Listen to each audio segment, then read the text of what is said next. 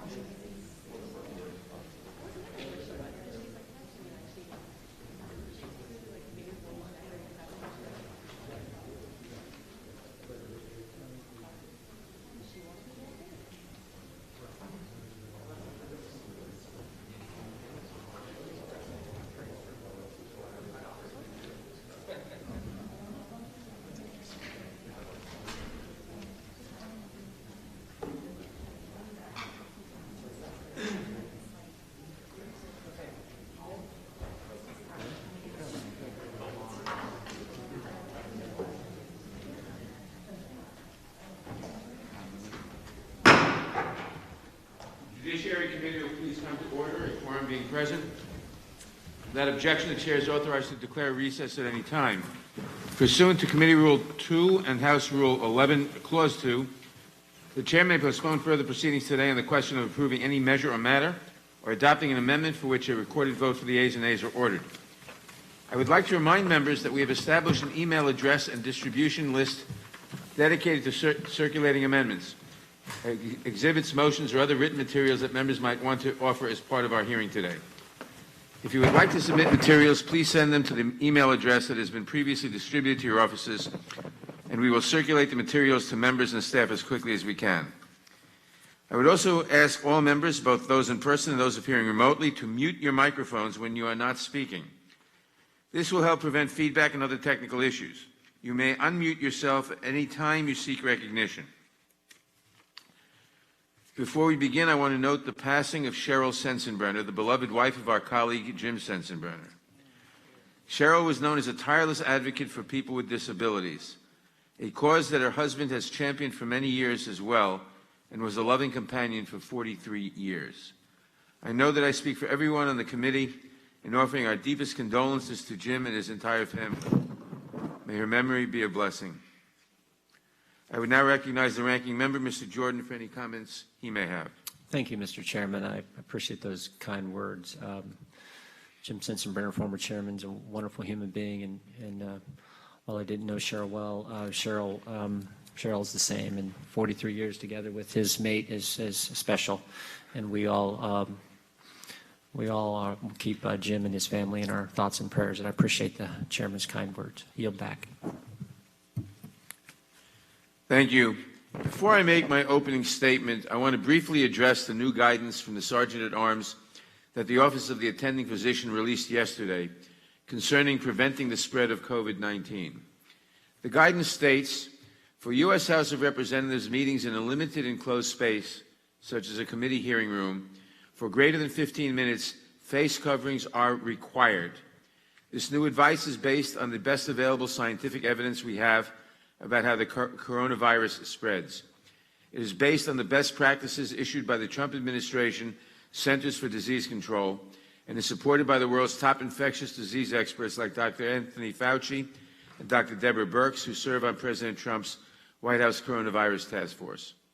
The attending physician's new guidance does not mince words. It says that meetings in which, quote, individuals assemble from various regions of the country in large numbers and appropriate social distancing is difficult to maintain are the highest risk for transmission of the disease.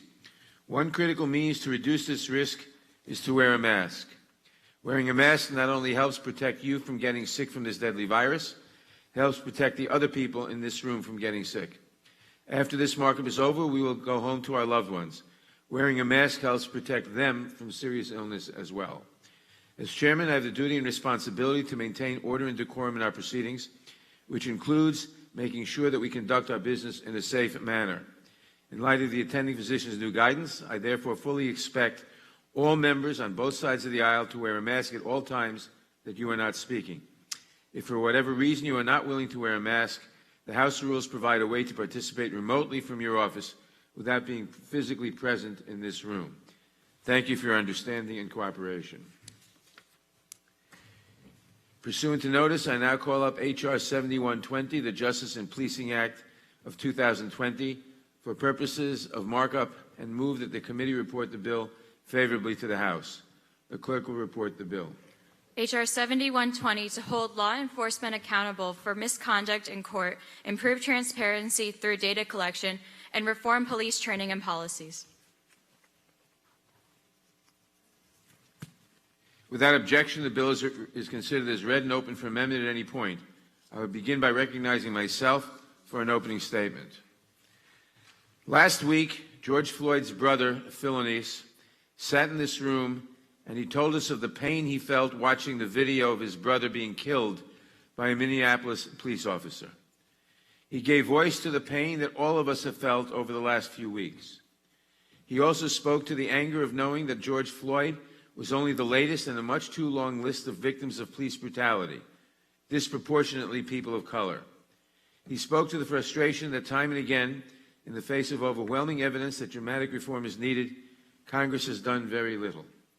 Mr. Floyd charged us with making sure that his brother's death would not be in vain, and he pleaded with us to turn the pain and anger that we all feel into meaningful change.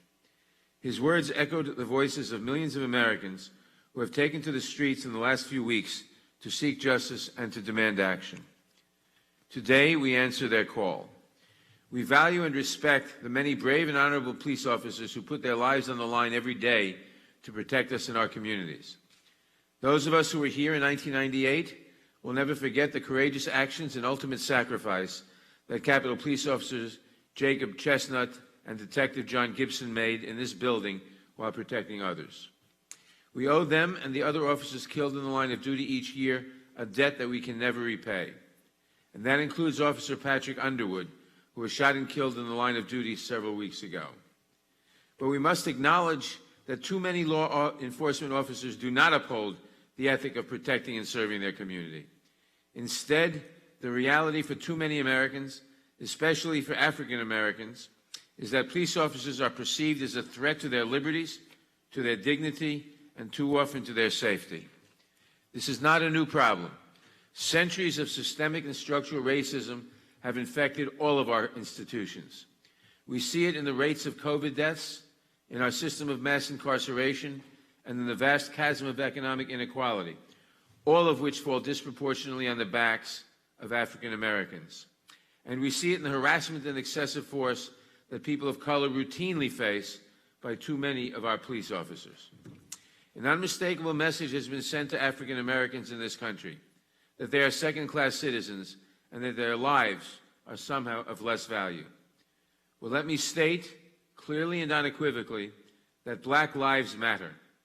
George Floyd mattered. Breonna Taylor mattered. Eric Garner, Amadou Diallo, Tamir Rice, Walter Scott, and Laquan McDonald mattered. Rayshard Brooks mattered. And the countless other people who have lost their lives at the hands of law enforcement mattered. For far too long, pleas for justice and reform have fallen on deaf ears in Congress, but that changes today. The Justice in Policing Act would finally allow for meaningful accountability in cases of police misconduct, and it would begin the process of reimagining policing in the 21st century. This legislation, which currently has 227 co-sponsors in the House and 36 co-sponsors in the Senate, makes it easier for the federal government to successfully prosecute police misconduct cases, bans chokeholds, ends racial and religious profiling, encourages prosecutions independent from local police, and eliminates the dubious court-made doctrine of qualified immunity in civil rights lawsuits against law enforcement officers. At the same time, it addresses systemic racism and works to prevent police violence and bias through a series of front-end approaches aimed at encouraging departments to meet a gold standard in training, hiring, de-escalation strategies, bystander duty, and use of body cameras and other best practices. The goal of this legislation is to achieve a guardian, not warrior, model of policing. The bill also mandates the collection and public designation of data on a number of key policing matters, including a first-ever national database on police misconduct incidents to prevent the movement of dangerous officers from department to department. It ends no-knock warrants and the militarization of local policing, and it specifies that lynching is a federal hate crime. The bill does all of this while using no federal funds for police departments except where constitutionally mandated for data collection, and the conditions all repurposed existing funding for the support of these programs. It also creates a new grant program for community-based organizations to create local commissions and task forces on policing innovation to reimagine how public safety could work in a truly equitable and just way in each community. I want to thank the gentlelady from California, Ms. Bass, the chair of the Crime Subcommittee and the sponsor of this legislation, for her tremendous work in crafting a bill that is at once bold and transformative to meet the moment that calls out for sweeping reform, while also taking a responsible and balanced approach to the many complicated issues associated with policing. In addition, I want to thank the many members of this committee who have worked on and introduced legislation that is included in the legislation before us today. I also want to thank the activists who are leading protests across the country. It is because of you that we are here today considering the most significant reforms to policing in a generation. It is because of your energy, your determination, and your demands for justice that the nation has awakened to the need for action. To the families of those who have lost their lives at the hands of law enforcement, everyone in this room mourns with you. But today we will offer more than just sympathy. Today we are proposing meaningful change. Thoughts and prayers are not enough. Pledges to study the problem are not enough. Half measures are not enough. To the members of this committee, the Justice in Policing Act is our opportunity to show the world that we are listening and that we will respond with real and lasting reforms. We must not let this moment slip away. If we find ourselves here again, listening to the heartbreaking testimony of another grieving family member, wondering why we did not act when we had the chance, it will be a stain in our legacy. We must not let that happen. I urge all of my colleagues to support this vital legislation. I now recognize the distinguished ranking member of the Judiciary Committee, the gentleman from Ohio, Mr. Jordan, for his opening statement. Thank you, Mr. Chairman. I should maybe also point out for the members that our colleague from Kentucky, Mr. Barr, lost his wife suddenly last evening as well. So we want to think of the Barr family also. Mr. Chair, 4 fundamental principles should form the framework for our public policy development here in the Judiciary Committee. First of all, what happened to George Floyd is a tragedy. What happened to Pat Underwood is also a tragedy. They're as wrong could be, and we should work so that it doesn't happen again. Their families deserve to see swift justice for their killers. Second, peaceful protest is important. It's part of our First Amendment liberties. We've all engaged in it. But there is a big difference, as I said last week, a big difference between peaceful protest and rioting, a big difference between peaceful protest and looting, a big difference between peaceful protest and violence, and frankly, a big difference between peaceful protest and attacking our police officers or forming these new autonomous zones that we see in the city of Seattle, Chaz, CHOP, whatever the designation is. There is a big difference. Third, the vast majority of police officers do a great job. They risk their lives every single day to protect our communities. They're the individuals who rushed into the Twin Towers on 9/11. They're the individuals here on Capitol Hill who protect us every single day. They're the guys back in our communities who put on that uniform every single shift and risk their lives, and we should remember that as we develop policy here in the Judiciary Committee. And finally, fourth, defunding the police, dismantling police departments is one of the craziest public policy proposals I have ever heard. Those four principles should form a framework for what we develop today that helps address this real concern in our country. 2 weeks ago, the president said in his speech in Florida, laid out the mission clearly. He talked about healing, not hatred, justice, not chaos. Those words underscore what we heard from George Floyd's brother just a week ago. Just last week, when he sat here in such a compelling way, talked about three simple words, one sentence: life is precious. Life is precious.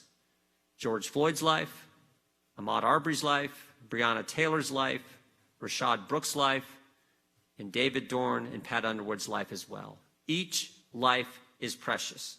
Everyone here understands that, and we have an obligation to make improvements to public policy that recognize that basic fact that was said so well by George Floyd's brother last week. The president understands it as well. Just yesterday, he gathered together the families of fallen law enforcement officers and the families of victims of police brutality at the White House as part of his executive order that lays the groundwork, the signing of his executive order that lays the groundwork for beginning to address these real concerns. But even before the executive order, this administration worked with us on good policy, good, strong policy. Mr. Collins, Mr. Jeffries, and others on this committee, all of us on this committee, with the First Step Act. Great piece of legislation, real prison reform. This administration has worked to help support historically black colleges and support for opportunity zones, support for school choice, all good policies where we all work together. I hope that's what happens today. I hope my colleagues on the Democrat side of the aisle will work with us. The many amendments that we plan to offer that we think function within these four principles I talked about and will help deal with the situation. But it didn't start off that way. Not one single Republican was consulted with the bill that we're marking up today. Not one.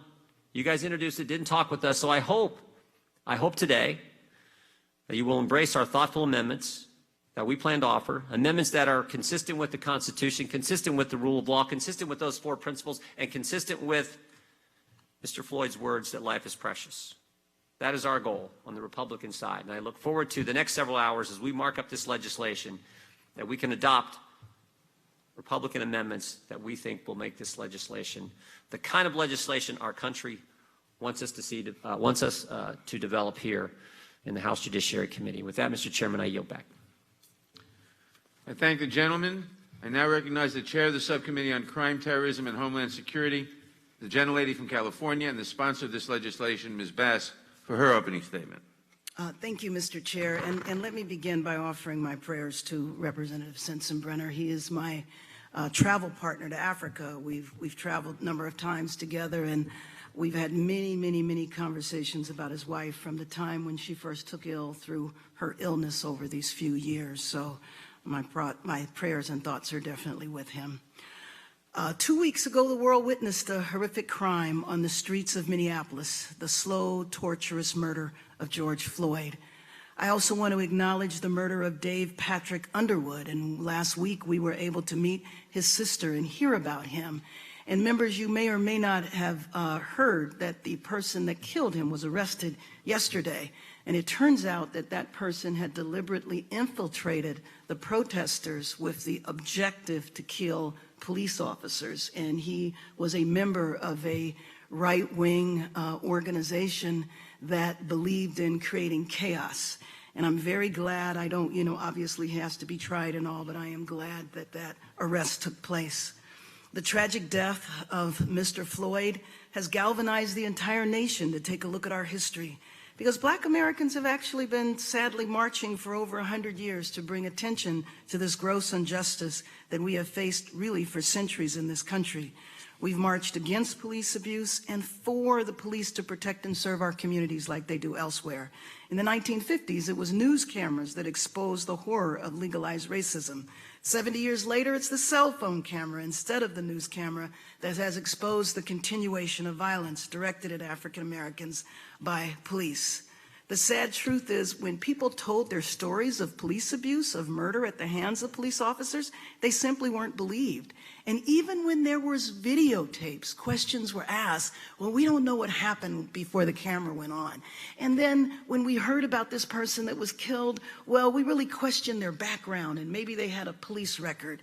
Even if that was the case, what happened to arresting somebody and what happened to the presumption of innocence before proven guilty? It has taken technology and active citizen involvement to document and expose this ugly reality in our country. But just understanding the problem is not enough. We need fundamental change. And that's why Chairman Nadler and I, along with 227 co-sponsors, introduced the Justice in Policing Act. This bold, transformative legislation will assist police departments to change the culture of policing, raise the standards of the profession, and hold those officers accountable who fail to uphold the ethic of serving and protecting their communities.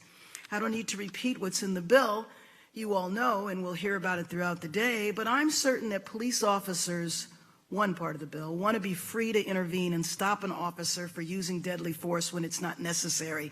You might have heard about the officer in New York who intervened last year when one of her colleagues had a person in a chokehold, and she was afraid that this individual was going to kill, this police officer was going to kill the person. It was an African-American woman, and she intervened and she stopped him from using the chokehold.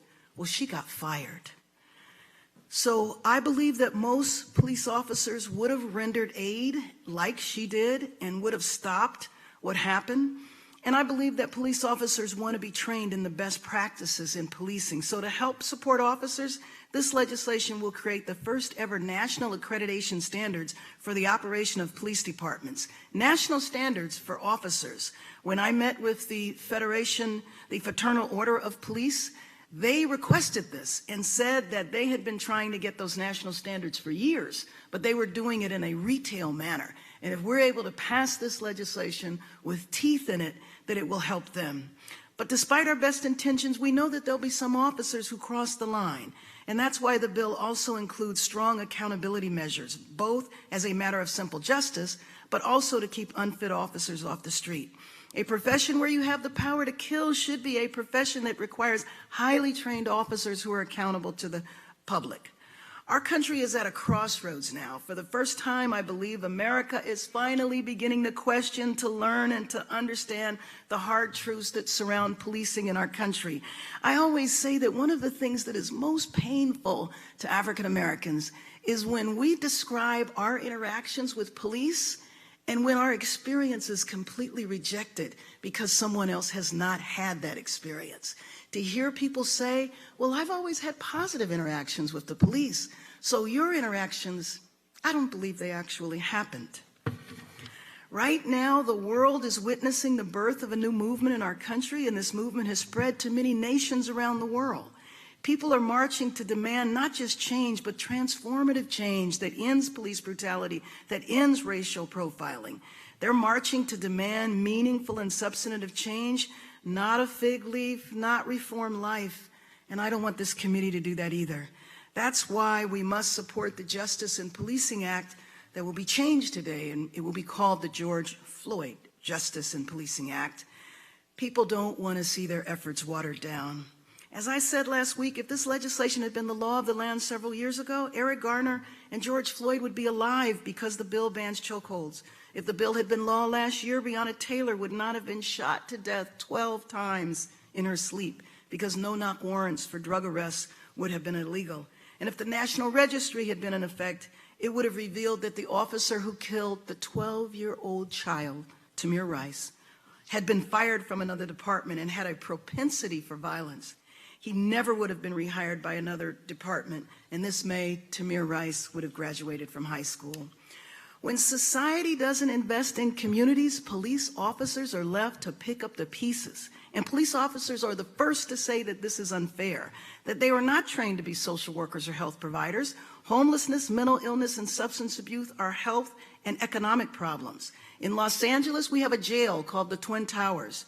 There's hundreds of inmates in that jail. And in Los Angeles, we refer to it as the nation's most expensive mental health institution because the majority of the people in that jail suffer from mental illness. So this didn't happen overnight. 30 years ago in 1990, I started an organization in South Central Los Angeles to address a health and economic problem that society was choosing to criminalize. That was the problem with crack cocaine. And what we did, we didn't expand drug treatment. We just incarcerated people. Many of those people are in prison today. The Justice and Policing Act reinvests in our communities and empowers them to shape the future of public safety through grants and community-based organizations to develop innovative solutions. Over the years after 1990, I watched as the federal and state governments slowly divested from communities, reduced resources for services, and then we had to increase resources for prisons and for police.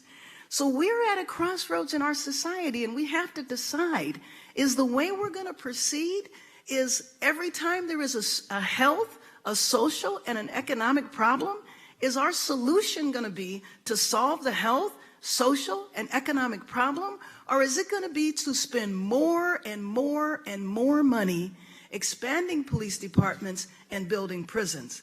Again, I support the police officers, and I support their cry when they say, when you don't fix society's problems, you leave us to pick up the pieces. That is unfair to them. They're not trained to do that, and it doesn't solve problems. We all want to be safe in our communities. We all want the police to come to our rescue when we're in trouble. We all support the brave men and women who put their lives on the line every day for us. And when we interact with police, we all want and expect to be treated with respect, not suspicion. And we should not be in fear of our life when interacting with officers. It took me many years to get over the fear of those lights coming on behind you. Not fear that I was going to get a ticket, but fear that my interaction with police might result in me not surviving. This is not just an issue for black men. This is an issue for black women as well. Millions of people in this country and around the world are marching and raising their voices to call out for effective police reform. We are here to answer those calls, and today is an opportunity, and it's an opportunity to reimagine public safety so that it is a just and equitable for all Americans. And I am hopeful that my colleagues on the other side of the aisle, when I hear that many of our proposals have been incorporated in what I hear is coming out of the Senate in a different way, not as strong, not as powerful, but it makes me feel like there is a pathway for us to do this. And the American people are waiting for us, and the whole world is watching us. I yield back the balance of my time. I now recognize the ranking member of the Subcommittee on the Constitution, Civil Rights, and Civil Liberties, the gentleman from Louisiana, Mr. Johnson, for his opening statement. Thank you, Mr. Chairman. One thing has become clear throughout our nation over the past several weeks, and that is that Americans have looked to this committee to lead in working together, regardless of party affiliation, to find common ground on the issues before us today. Our constituents and all the people of this country expect and deserve that. In my opening remarks at our hearing last week, I and others made clear the willingness of Republicans to work with the Democrat majority here on this committee to find meaningful solutions that will help build trust in our communities and restore faith in our institutions. I think we all agree on at least 3 core concepts. Improvements are needed in transparency, training, and termination policies for those rare bad apples in law enforcement who violate the law and the legitimacy that upholds the character of our legal system. At the same time, Congress has to be careful to uphold the respect and appreciation that is due to every American patriot who faithfully serves us in law enforcement on that thin blue line. We have 2 big problems with all of this today. First, a growing percentage of the Democrat and progressive base, and even some liberal members of Congress and mayors and city council persons, are calling for the defunding of American police. This is pure insanity. Every day in America, our law enforcement officers are putting their own lives on the line to protect our communities from violent crimes and home invasions and property theft and sex trafficking rings and vicious gang violence and drug cartels and domestic terrorism. It was noted yesterday that in 2018 alone, the police in our country arrested nearly 12,000 people for murder, 25,000 people for rape, and nearly 1.5 million for assault. Who will do all this if we dismantle and dissolve our police departments? This is a recipe for disaster, and every reasonable person can see that. And it's a proposal that would have been unthinkable just a few years ago. The second big problem we have today is with this broken process and the flawed product that it has produced. While this bill has some important and wise provisions, we all agree, the legislation that's been presented for our markup here is not the result of any deliberative legislative proceedings at all. In spite of the fact that we have clear bipartisan consensus on the need for meaningful reforms and a rare opportunity to set an example of working together across party lines for the best interests of all Americans, the Democrat majority has so far locked us out of the room and instead produced a bill that includes provisions which will have a net negative impact on communities that are most affected by crime and on the safety of the officers who put their lives on the line to serve them. I serve as the ranking member on the Constitution, Civil Rights, and Civil Liberties Subcommittee, which has jurisdiction over some of the key areas addressed by this legislation. But the bill we're considering was released just 10 days ago, and my subcommittee, which could have been an ideal venue to build consensus here, has been afforded zero opportunity to meet and consider the complex issues and specific constitutional questions before us. So my colleagues and I will introduce some key amendments today to try to repair and improve this bill. I hope they'll be duly considered and adopted by our friends on the other side. What we need right now, and again, what the American people deserve, is a thoughtful dialogue, common sense, and valuable input from both the majority and the minority on this committee. This common ground is key if we're going to accomplish the goal of keeping our communities safe, upholding the civil liberties of individuals, and protecting the legitimacy of law enforcement. In the Rose Garden yesterday, President Trump signed his executive order on safe policing for safe communities, and he mentioned in his remarks, quote, "Americans know the truth. Without police, there is chaos. Without law, there is anarchy. Without safety, there is catastrophe. We need leaders at every level of government who have the moral clarity to state these obvious facts. Americans believe we must support the brave men and women in blue who police our streets and keep us safe. Americans also believe we must improve accountability, increase transparency, and invest more resources in police training, recruiting, and community engagement. Reducing crime and raising standards are not opposite goals. They are not mutually exclusive. They work together," unquote. The President has done his part, and now we must do ours. I pray that we can work together now at this important moment for our country to solve these pressing problems. Thank you, and I yield back. Without objection, all other opening statements will be included in the record. I now recognize myself for purposes of offering an amendment in the nature of a substitute. The clerk will report the amendment. Amendment in the nature of a substitute to H.R. 7120, offered by Mr. Nadler of New York. Strike all after the enacting. Without objection, the amendment in the nature of a substitute will be considered as read and shall be considered as base text for purposes of amendment. I will now recognize myself to explain the amendment. The amendment in the nature of a substitute would first and foremost change the bill's short title to the George Floyd Justice and Policing Act of 2020. This is a fitting tribute to Mr. Floyd, whose tragic death sparked a worldwide movement in support of the reforms contained in this bill. I urge my colleagues to honor his memory by supporting this amendment and the underlying legislation. We know that there are countless other victims of police violence, and their tragedies are reflected in this bill as well. The amendment also makes a number of technical and conforming changes, as well as a limited number of changes to clarify and strengthen existing authorities in H.R. 7120. Among other provisions, the amendment would strike the death penalty from the sentences currently permitted under 18 U.S.C. 242, which makes it a crime for a person acting under color of any law to willfully deprive a person of a right or privilege protected by the Constitution or laws of the United States. It would clarify the qualified immunity section so that it is more clearly focused on law enforcement personnel and includes federal law enforcement officers. It would strengthen pattern and practice investigations, particularly by state attorneys general. It would clarify the operation of the police misconduct registry to make clear that information concerning misconduct by police officers involving misuse of force and racial profiling will be made public. And it would limit the use of facial recognition technology in connection with body camera and dash cam police footage required under this legislation. I urge all the members to support the manager's amendment as well as the underlying bill. I now recognize the ranking member, the gentleman from Ohio, Mr. Jordan, for any comments he may have on the amendment. Are there any amendments to the amendment in the nature of a substitute? I'd like to strike Ms. the last word. Jackson-Lee is recognized for purposes of striking the last word. Mr. Chairman, thank you so very much. Thank you for the leadership of this committee. Thank you to the chairwoman and the Congressional Black Caucus and all of the members who have gathered here for a significant day in the history of the United States of America. I think the real question has to be, what is the value of black lives? Are black lives valued? Is a black life valued?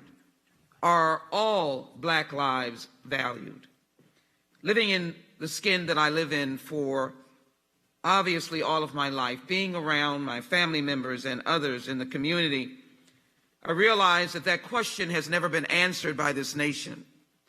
And it's difficult to hear the rejection of the understanding of the systemic call of racism that has plagued every aspect of our society. And so what we do today is a message that Dr. King gave us some many years ago, that he might not be able to change hearts, but he can change laws.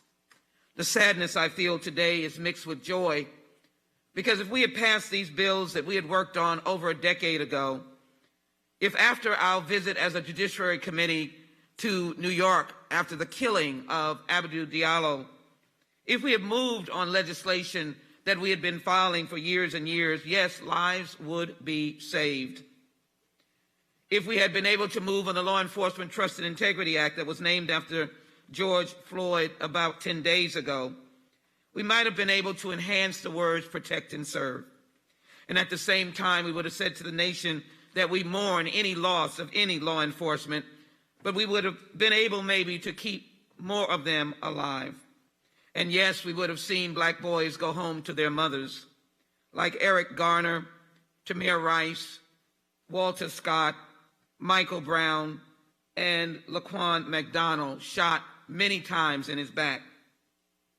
I am grateful for where we are today, and I'm grateful on behalf of the George Floyd family. What a wonderful and provocative and important statement Mr. Floyd made. They're under so much pressure. They're under so much loss. Their pain is so deep. We see it every day in our community. We're still praying and showing up in front of various recognitions of George Floyd, paintings, murals. And I remember that one thing that Mr. Floyd said in this hearing room, he wanted justice. When I told him that our efforts to name this bill after his brother were successful, the work that we did collectively together to get it named, and it is in this manager's amendment, he thanked us publicly yesterday in Houston. And so what we have to deal with now is to recognize that Dr. King's words were correct. We have to change laws in order to change hearts. And he was further correct when he said, now is the time, and why we can't wait. We can't wait in Houston because we know the story of Jose Torres and Ida Lee Delaney, Danny Ray Thomas, Pamela Turner, and so many others that have never been in the line of justice, but they lost their life. But as the world saw a man's life seep out on the streets of America, they said no more. And I am grateful that we have in this legislation the end racial profiling, so it becomes law that you cannot racially profile African Americans, the descendants of enslaved Africans. We celebrate this week, Juneteenth, that recognizes that we are the only group, African Americans, that have been in bondage in this nation. There is not anguish, there is patriotism. We've served our country. And so the value of this patriotic legislation is that we're moving beyond conversation. We can't have any more conversations. We're ending racial profiling. We're affirming civilian review boards, funding them as an accreditation process and giving them subpoena power. What an amazing step toward opportunity and justice. And so I would say, as we continue this debate, I too seek the partnership and friendship of my fellow Americans. They may wear the label of Republicans, but they are friends. They are friends because I mourn too the loss of Chairman Sensenbrenner's wife, who I've traveled with as well.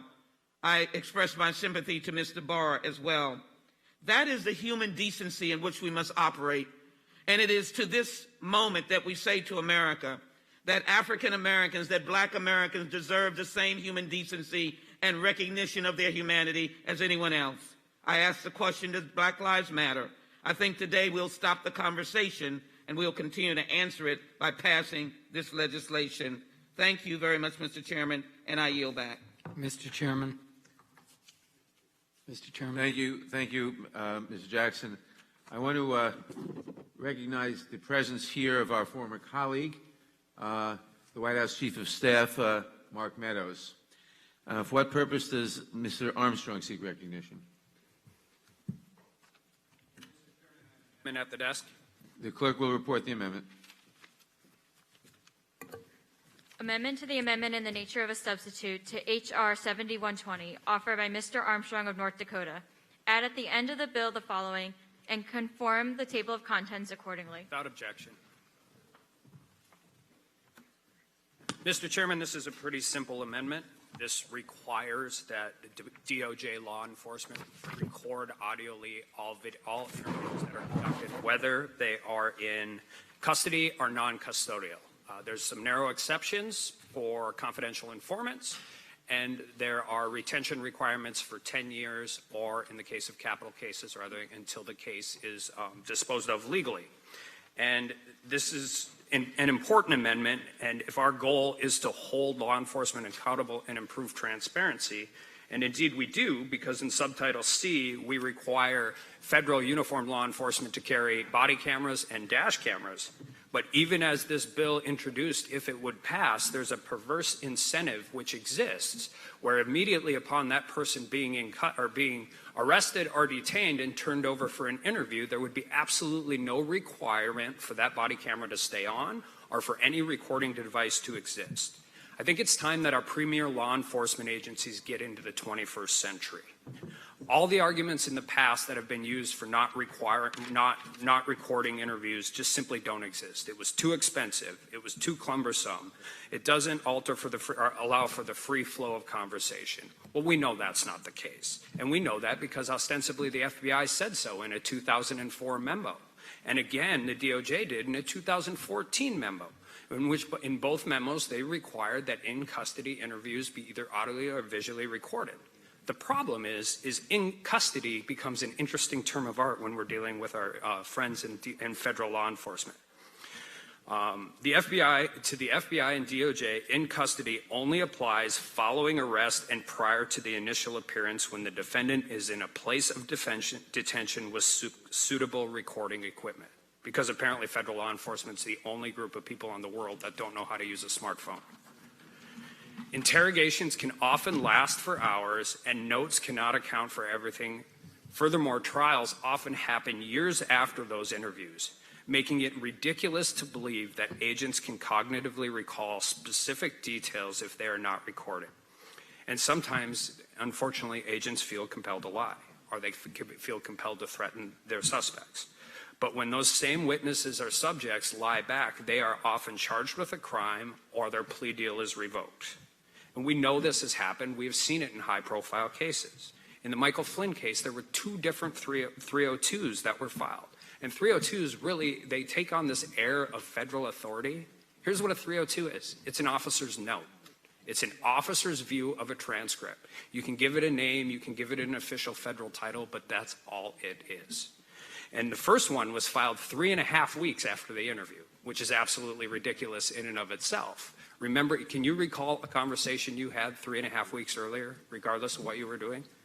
But the more troubling fact in this entire thing is the second one was 3.5 months later. 3.5 months later, the redacted and revised 302 was filed. That shouldn't have happened. Those interviews should have been recorded. In the Paul Manafort case, in February of 2019, Judge Jackson held a hearing in that case to deal with lying law enforcement. And we know exactly what happened in that hearing because there's a transcript of it.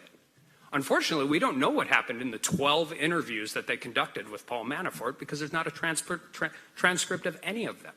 And that isn't done by accident. That isn't done out of convenience. That is done intentionally.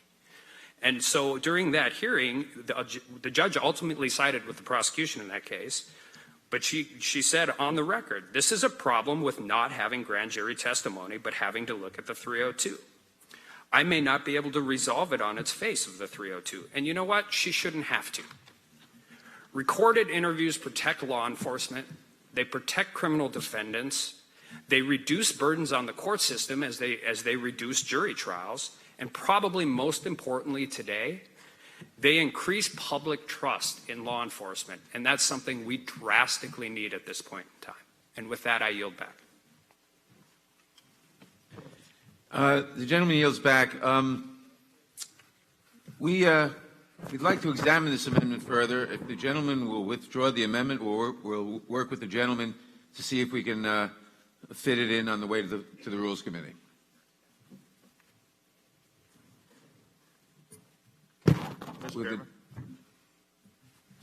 Will the gentleman withdraw the amendment so that we can work it, we can examine it further on the way to the Rules Committee? Not at this time, Mr. Chairman. Mr. Chairman. Who seeks Mr. recognition? Mr. Chairman. The gentleman from Rhode Island. Mr. Chairman, I move to strike the last word. The gentleman is recognized. I want to begin also with expressions of sympathy to Mr. Sensenbrenner on the loss of his beloved wife, Cheryl, and we all will keep him in our prayers and thoughts. Thank you, Mr. Chairman, for your extraordinary leadership that brings us to this markup today. I'd also like to recognize the magnificent leadership of Congresswoman Karen Bass, the chair of the Crime Subcommittee and the Congressional Black Caucus on this historic legislation. Before we convene this morning, my thoughts turn to Reverend Dr. Martin Luther King, Jr. Nearly a year ago to the day before he was gunned down in April of 1967, Dr. King visited my district in Rhode Island for an address on civil rights. I haven't lost faith in the future, King said that Sunday morning, but I never intend to adjust myself to the madness of militarism or of racial inequality. More than 50 years later, we're here once again because of the madness of racial inequality. In our country, black people are more than 5 times as likely as whites to be arrested for the mere suspicion of a crime. The police are nearly 4 times as likely to use force when confronting a black suspect. And black men are 2.5 times as likely as white men to be killed by a police officer. The fact is, our criminal justice system so often victimizes people of color because it's built on a foundation of racism that was laid while the Civil War was still being fought. In January 1865, Congress passed a joint resolution proposing a 13th Amendment to the United States Constitution to outlaw slavery. But while the 13th Amendment abolished slavery, it replaced it with a new system of racial control that allowed black people to be arrested on minor offenses and put to work as unpaid laborers as punishment. We are still living with the legacy of that decision today. The imprisonment rate for black people is more than 5 times the rate among white people. The prison industrial complex has devastated generations of black men and women through Jim Crow, the war on drugs, and the continued harassment, intimidation, and killing of black men, women, and children today. The killings of George Floyd, Breonna Taylor, Tamir Rice, Eric Garner, Rashard Brooks, and so many more Black Americans are just the latest in the long line of modern-day lynchings that cry out for justice. It is our solemn responsibility to finally correct the painful injustices of the past 155 years. We must pass the George Floyd Justice and Policing Act because George Floyd mattered and because Black lives matter. First, this bill makes it easier to hold bad cops accountable for their actions. It removes barriers to prosecution and recovering damages from officers who violate a person's civil rights. The doctrine of qualified immunity has created a system where it's virtually impossible to get justice for victims of police misconduct and racial bias. A system where an officer of the peace can escape liability by virtue of his badge and gun is a system that must end. Never again should an officer feel empowered to choke the life out of an unarmed Black man whose crime was selling loose cigarettes. Never again should an officer shoot and kill an unarmed Black man in the back as he runs away. We need to end the era of police officers behaving and looking like troops in a combat zone. And that's why the Justice and Policing Act takes steps to demilitarize police departments. Without trust, police cannot do their jobs. And it's hard to build trust when at first glance a law enforcement officer looks more like an occupying soldier. We need police departments to be trusted institutions in our community and the officers and advocates for the people who live there. To that end, this bill increases transparency while encouraging departments to meet a gold standard in training, hiring, and de-escalation strategies. It establishes the first ever national database of civilian police encounters, including the use of force and traffic stops, and requires the collection, analysis, and release of such data. It also requires the collection of data on police misconduct to track and prevent bad cops from moving from one department to another to avoid accountability. It addresses systemic racism and bias by cracking down on racial and religious profiling. It bans the use of chokeholds and no-knock warrants like those used on George Floyd, Eric Garner, and Breonna Taylor. Taking these steps will help save lives, ensure accountability, and improve public safety. All of us here today know that we can do better in this country. We can end the systemic racism in policing. We can and must do that. Our communities deserve this, and so do the overwhelming number of officers who do their jobs professionally and with honor every day.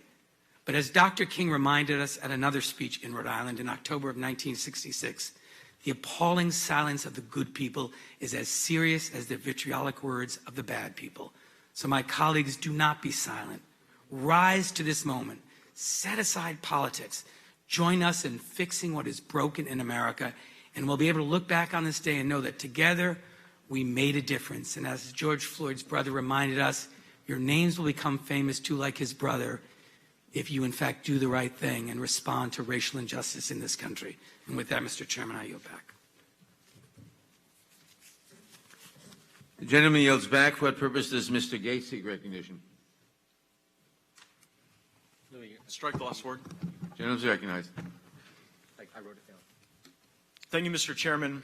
Republicans will not support the defunding of police, the dismantling of police, the demonizing of police. We will not turn our streets over to the Chaz warlords, though some have, and perhaps even others in the United States Congress would. It's hard not to note, as we gathered here, the extent to which death hangs over this committee hearing. The death of spouses of two of our colleagues in recent days, the death of Mr. Floyd, Pat's death, the death of law enforcement officers that seek to keep our communities safe, the death of those who otherwise have passed in these riots. Leaders bring life into meaningful reforms, and I think that's what we have the opportunity to do today. And I wanted to congratulate the bill sponsor on bringing together some ideas that give me hope that we can breathe life into meaningful reform. The President has unquestionably led on these issues. The President's executive order yesterday builds upon the hearing that we had last week. It builds upon the themes that were developed, the evidence that was presented, and I'm grateful that President Trump didn't wait around to take action, that he took action immediately on issues like chokeholds, bad cops, and databases that can inform more sound policing. I believe even more can be done. I believe that the reforms on no-knock warrants have merit. I believe that there are some immunities that we can look at to ensure that policing is improved. And I'm hopeful that my Democrat colleagues will undertake the spirit of reform in a bipartisan way and will view our suggestions as offered in good faith. The gentleman from North Dakota's amendment unquestionably is offered in good faith, and I'd like to speak about it for a moment. There is no excuse for federal law enforcement in this country not to take a recording of an interview so that we are not left questioning people's different characterizations and memories from these interviews. I believe that the legislation on body cameras is very productive, but if we can move policing into the 21st century on body cameras, can we at least move the federal government entities that we control into the 20th century? Can we at least ensure that we don't have another circumstance like the Russia hoax, where as a consequence of federal agents who had well exceeded their authority as law enforcement officers when they became political actors, when they wanted to deprive the people of this country of the duly elected president, when they took interviews and then characterized them falsely, politically. We didn't have recordings to go back to in all of those circumstances. And if these things can happen to General Flynn, if they can happen to people working on a presidential campaign, I can only imagine the number of times where the FBI might have had someone in an interview and the lack of a recording allowed the government to deprive people of their rights, to characterize things inaccurately. And so I know that Republicans are motivated to adopt the gentleman's amendment in large part because we saw the devastating consequences of the lack of a clear record in the Russia hoax. And it was very embarrassing for the Congress. I presume it might have been embarrassing for many of you when the facts finally came out in that case. But I think it's demonstrative to the broader point that if our desire is to improve policing and to create better balance in the relationship that police have with those they're serving, this is undoubtedly a good amendment. I'll conclude with this. If the overall theme is to keep police engaged and proactive in their communities, you're going to find the president and Republicans in Congress very willing to work with the Democrat majority in the House on those issues. However, if the goal is to keep the cop in the car, if the goal is to have police so stripped of all immunities, so deprived of all of the use of force that they might need to preserve their own lives, if the goal is to have police essentially on a level playing field with cartels and criminals when it comes to their equipment, then we would be unable to support that, because that would be the manifestation of an effort to defund, dismantle, and demoralize the police, not an effort to improve the police. We want to reform, we want to improve, we want to work together, and we hope our Democrat colleagues will take this amendment and others that are offered in good faith, and that you'll speak out against the dangerous efforts to demoralize those who are serving us. Thank you, Mr. Chairman. I yield back. Mr. Goldman. The gentleman yields back. For what purpose is Ms. McBath's addressing this? Thank you, Mr. Chairman. I move to strike the last word. Gentleman is right now. Thank you. And I want to offer my deepest condolences to our colleague, Mr. Sensenbrenner, and the loss of his wife. And thank you, Mr. Chairman, and thank you, Chairwoman Bass, for really doing such good work, so timely, and really needed. These past few months have given us just too much to fear, too many lives to mourn. We have lost loved ones to a virus we've never experienced before, and we've lost loved ones to the racism that has plagued our nation for centuries, the racism that took my son, Jordan, from me. But our strength as a nation has always come in our ability to come together to address our greatest challenges. We are coming together as we check on our neighbors with pre-existing conditions who can't go to the store. We are coming together as we march against injustice. Today, we come together to honor the life of George Floyd and Breonna Taylor and so many others, and we're doing it with action. And for that, I am completely filled with hope. This bill will strengthen our communities, restore trust in law enforcement, and ensure the safety of every American. This bill will save lives. I've been thinking a lot about Psalm 34:17 lately, and it says that when the righteous cry out for help, The Lord hears and delivers them out of all of their troubles. The righteous are crying out, and they are marching and demanding justice. And we hear you, and we see you.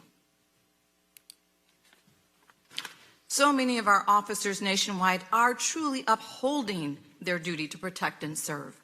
They have the trust of their communities and as a result are better at ensuring everyone's safety.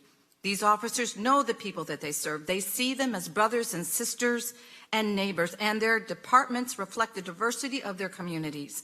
We do have officers who serve with honor, who respect the dignity of every citizen. This bill is about making sure that every officer and every department is held to the high standard set by officers like these.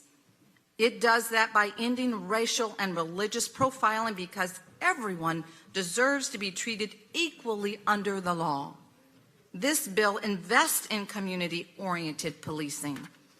In my district in Georgia, the 6th District, our officers know that they must earn the respect of those that they serve, and they do earn it. Last weekend, I walked with families, community leaders, city officials, preachers, and police officers in a solidarity march through Roswell, Georgia. I walked with Pastor Lee Jenkins and Roswell Police Chief James Conroy. We prayed together as a community. We talked about rebuilding and strengthening the trust that keeps our community safe. We talked about where do we go from here and how every one of us has a role to play.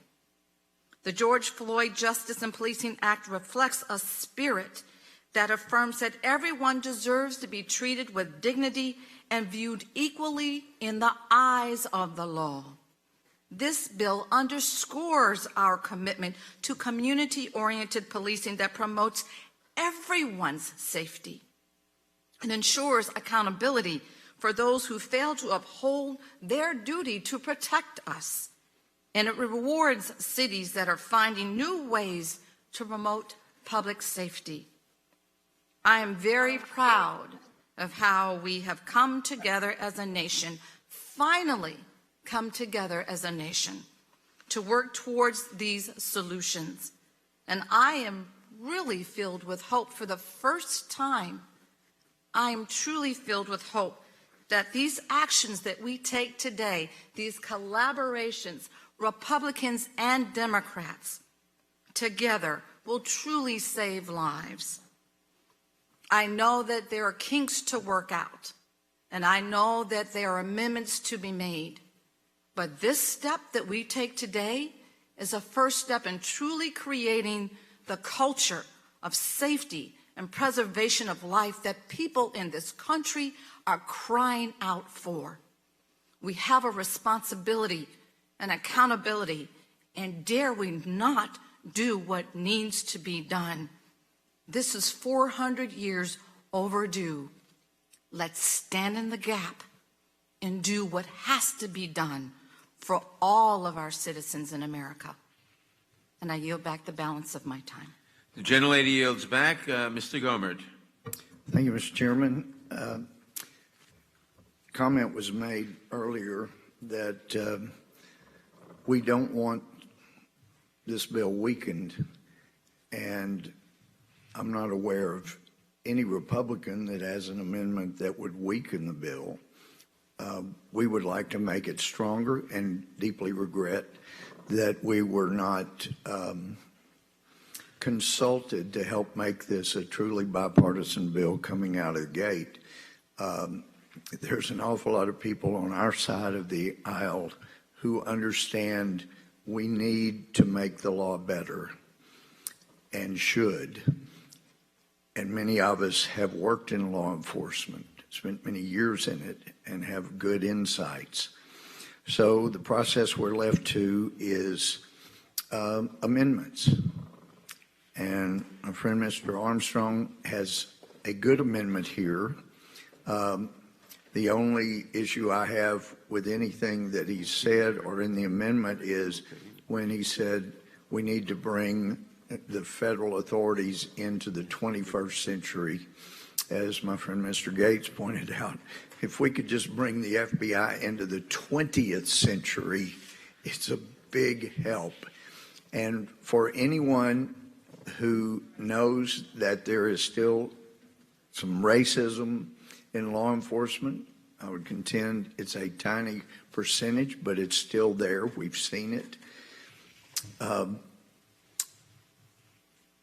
Allowing the FBI to simply write down their version of what is said by a witness instead of doing what every cop on the street knows needs to be done, and that's a recording of what is said, the FBI is going to be able, either by faulty memory or by intent, sway the manner in which a witness's statement is portrayed and what is said is portrayed.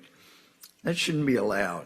I mean, the FBI, until recent years, was considered by most of us to be the preeminent law enforcement department or agency in the world. That has been sorely blemished. I don't think Christopher Wray's helped at all. But this would go a long way toward preventing any officer, any FBI agent, any federal officer who has ill intent from being able to carry that out, because the statement is a matter of record. It would be recorded. It would be, it could not be edited. It would have to be played as it was, and that would help eliminate even the temptation of any federal officer to be less than candid in efforts to recall what was said by a witness that could mean the difference between many, many years in prison or being the free person that he or she should be. So I hope that we can come together.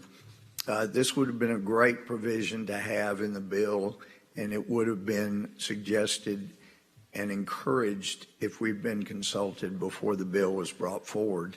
So I really hope we can come together on this. There's no reason not to have federal officers as proficient and accurate as local law enforcement in some of the smallest counties in the country.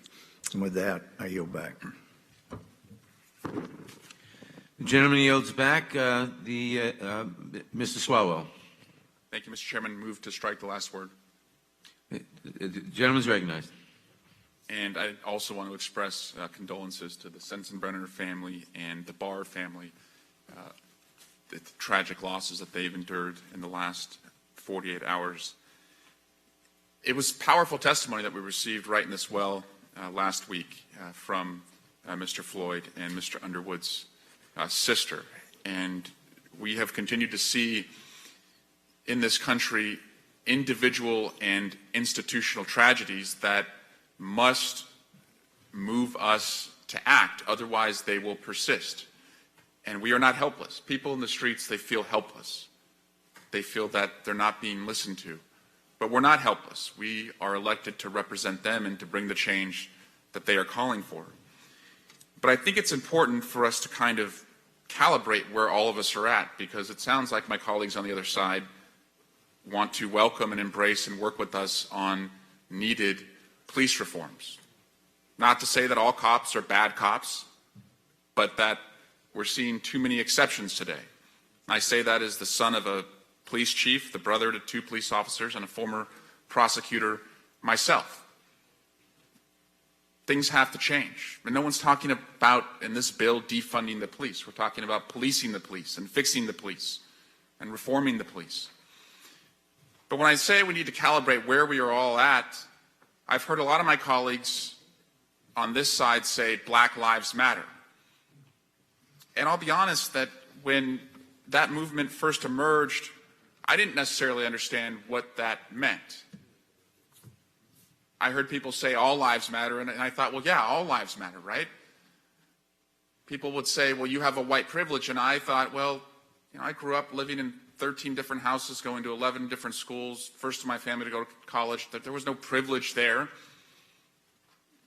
And then it was explained to me by my African American friends that even though you and so many others may have had hardships, your opportunity was not limited because of the color of your skin. That's what people say when they talk about a white privilege, which is real and should be acknowledged. The founder of Black Lives Matter, Alicia Garza, says, Black Lives Matter doesn't mean your life isn't important. It means that black lives, which are seen as without value within white supremacy, are important to your liberation. Given the disproportionate impact state violence has on black lives, we understand that when black people in this country get free, the benefits will be wide-reaching and transformative for society as a whole. When we are able to end the hypercriminalization and sexualization of black people and end the poverty, control, and surveillance of black people, every single person in this world has a better shot at getting and staying free. When black people get free, everybody gets free. Black lives matter, period. And so I would yield to any of my colleagues on the Republican side who can unequivocally say, as we calibrate where we are right now, that black lives matter. Thank the gentleman for yielding. Does the gentleman believe that all lives matter as well? I think black lives matter. I think all lives matter. Reclaiming my time. Can anyone on the Republican side say unequivocally black lives matter? Unequivocally, all lives matter. Why is that a problem to acknowledge? Reclaiming my time. I think it's clear that my colleagues on the other side would like to put up a straw man to not have the uncomfortable conversation that we need to have about race. Typically, in police shootings, most of the focus is on the conduct of the officer, and we never get to the harder part about the systemic issues we have in our country. Nobody is disputing that what the officer did here with Mr. Floyd should be defended. So we have to have the harder conversation about systemic issues in policing. Instead, we get this straw man of, well, you're trying to defund the police. Nowhere in this legislation is anyone seeking to defund the police. So until you're willing to get rid of the straw man, get rid of the confusion, get rid of all of the different tactics you're using to avoid the hard conversation about race in America, we are not going to get where we need to be to have equality, not just in policing, but in healthcare, in jobs, in education. Will the gentleman Black yield? lives matter. I'm I sad can say to say no one on the other black side will lives say do it. matter, unequivocally. Black lives do matter. I'll yield to Mr. Every life is precious, God-given, and black lives matter, unequivocally. Every life is important. Thank you. I yield back. The gentleman yields back. Mr. Jordan. Thank you, Mr. Chairman. I support the gentleman from North Dakota's amendment. It's a good amendment. And the gentleman from Florida, Mr. Gates, is right on target. Cops wear body cams, but the FBI agent interviewing a 3-star general doesn't have to record that conversation? That makes no sense, especially when you know the facts around that conversation that took place. Remember, in January of 2017, January 4th, 2017, the agents on the Michael Flynn case, 3-star general, served our country for over 30 years. The agents on the case said, we want to drop this case. There's nothing here. They didn't want to pursue it. But what happened?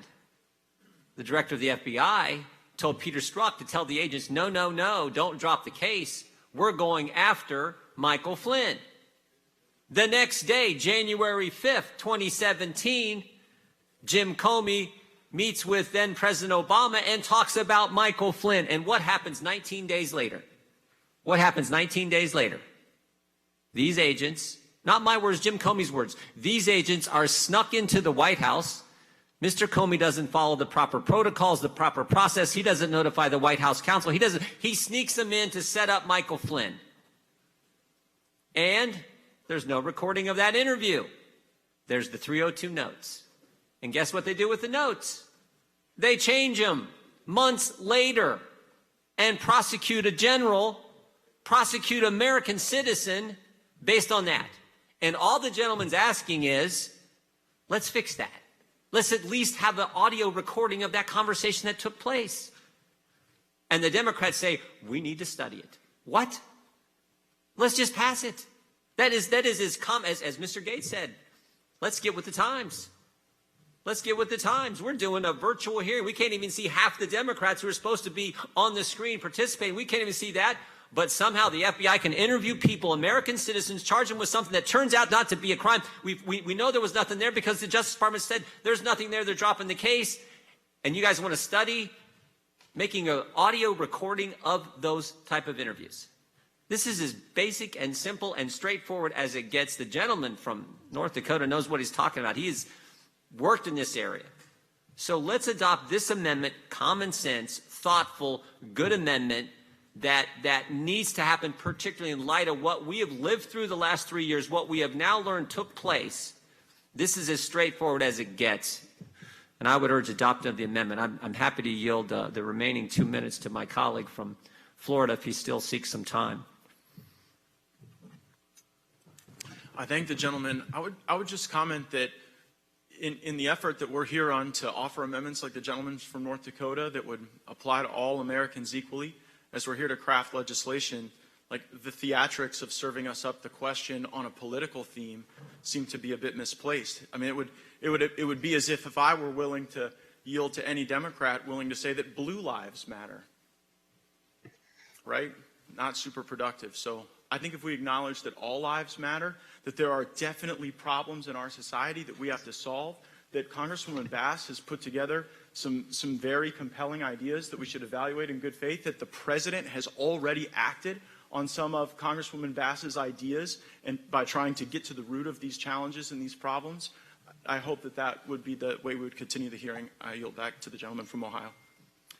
Mr. Chairman, I yield back. The gentleman yields back. Ms. Jayapal.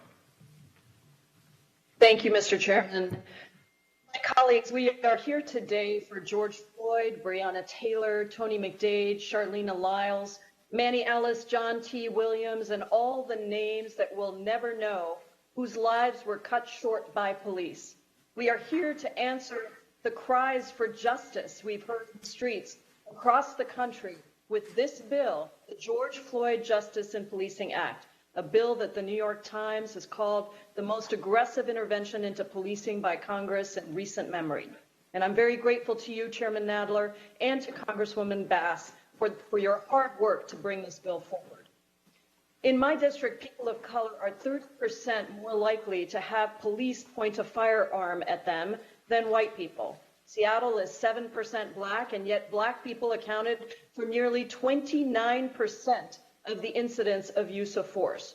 We have been under a consent decree for 8 years, and while we've made some important progress, the truth is that we are far from finished, and the immediate use of force on the streets to the peaceful protesters in recent weeks show us the work that we still need to do. What we see locally tracks nationally. A November 2019 report by the U.S. Commission on Civil Rights found an increased likelihood of police use of force against people of color, people with disabilities, LGBTQ people, people with mental health concerns, people with low incomes, and those at the intersections of these groups. USCCR also found a troubling lack of data on the issue, a problem that leaves us piecing together reports in order to understand the depth of the problem that so many black and brown people across the country already know to be true. Mapping Police Violence found only 27 days in 2019 where police did not kill someone, and black people are 3 times more likely to be killed by police than white people.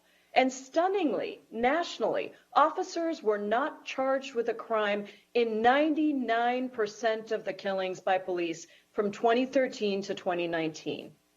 Is it any wonder then that tens of thousands of people across the country are heartbroken and furious that we have not done sufficient work or really anything to address these grave injustices and the constant loss of life with no accountability?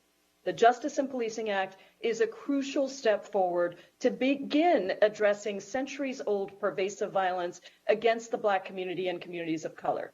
The bill bans chokeholds like the ones used to murder George Floyd and Manny Ellis in my home state. It establishes them as a civil rights violation, bans no-knock warrants for drug cases like the one that was used when officers murdered Breonna Taylor.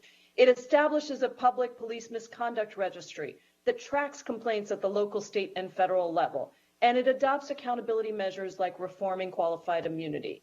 It improves data collection by requiring the reporting of all incidents of use of force, stops and searches, and the demographics of those involved. And importantly, the bill provides grants for Black and brown communities across the country to reimagine how we ensure community safety for everyone, so that Black mothers and fathers do not have to constantly warn their kids to stay away from police officers instead of seeking help from them.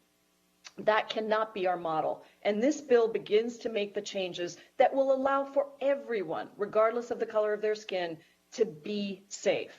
Some in the media and even some of my colleagues on this committee would like to change our focus from these essential reforms to things like digitally altered pictures on Fox News that spread lies about what is happening in my district, where community members have come together to plant community gardens and re-envision public safety, bringing much needed peace to an area that has long been the center of activism.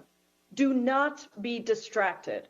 Let us keep our focus on what is in this bill and what Philonise Floyd demanded we do, to not allow George Floyd to simply be a picture on a t-shirt. The Justice in Policing Act says to the families of George Floyd and so many others, the wrongful deaths of your loved ones will not be in vain. We must listen and respond to the calls of Black organizers, advocates, and civil rights leaders across our districts and countries, and do the long culture-shifting work to change how we approach public safety. Too often, our police 20 seconds. are on the front lines responding to decades of defunding of things that people really need: mental health, housing, education, reforming a broken criminal justice system, and so much more. That is part and parcel of what we must fix. It is not enough to say Black Lives Matter. We must do the work to cement this essential principle into policy and practice. Thank you, Mr. Chairman, and I yield back. Thank you. Representative Buck. Thank you, Madam Chair. Mr. Swalwell, I want to state unequivocally that I believe Black lives matter. And I also want to state unequivocally that I recognize that you have lived a privileged life. And I also want to welcome you and so many others on your side of the aisle to the pro-life movement. I keep hearing about the sanctity of life, and I think it is time that we deal with this issue and that we find common ground on other issues. And protecting life from conception to natural death is essential to the dignity of people in this country, and I welcome my friends on all of those issues. I also think that it is outstanding, and I thank the gentlelady from California and the chair of the subcommittee here, Ms. Bass, for recognizing the difficulty that police officers face in their day-to-day lives, and how we as a legislative body and how state legislatures across the country have failed in dealing with mental health issues and so many other social issues, and how we place on police officers an unfair burden. And while I agree with parts of this bill, there are parts of this bill that would place an even greater burden on those police officers, the good police officers, the police officers who are protecting our young as they go back and forth to school, who are protecting our citizens as they go to the store to pick up a prescription, as they are protecting our citizens in their everyday lives. And I think it's absolutely essential that we recognize, and I thank the gentlelady for their recognition that the police officers have such a tough job. I have mentioned to my friend and colleague, Mr. Armstrong, that I can't support this amendment. I understand the compelling reason behind this amendment, and I believe that the FBI should be held accountable for the gross misconduct that it engaged in investigating the Trump campaign. I think that when we require out-of-custody interviews to be recorded, we are going to seriously limit the FBI's ability to carry out its mission in the anti-terrorism area, in the white-collar area, in so many other areas where it is very difficult to predict when an interview is going to take place, much less how to foster the best atmosphere for that interview. So I have reservations about this, but I think one of the serious failings of the Judiciary Committee in the past year and a half has been its failure to fully investigate the gross misconduct that the FBI engaged in with the Trump administration and the Trump campaign. I think when you look at the actions and what has been revealed so far in the press and in the Senate, it compels this committee to study the issue, to hold hearings on the issue, to publicize, to shine light on that misconduct, and to make sure that that misconduct doesn't happen again against a Democrat administration or a Republican administration. And it's so unfortunate that my Democrat colleagues feel it's okay to sweep something under the rug because it was the target of this investigation, the target of this misconduct were Republicans, and was somebody they don't like, President Trump. While you conducted a witch hunt, a partisan impeachment hearing, down the line in the House, down the line vote on impeachment, you can't even look at how a federal agency abused its power to engage in political activities, something that I think we all find incredibly offensive and sad that the FBI's leadership would tarnish the image and the great work that's being done by so many FBI agents. So I thank my colleague, Mr. Armstrong, for bringing this amendment. I thank him for shining light on this serious problem that we have in the FBI. And I look forward to making sure that we do everything we can to expose that behavior. And I yield back. Thank you. Ms. Mercoso-Powell. Thank you, Madam Chair. I think it's a good opportunity for us to regroup and remind America why we are all gathered here today. We're here, like Congresswoman Bass said earlier, for fundamental change that our communities are calling for.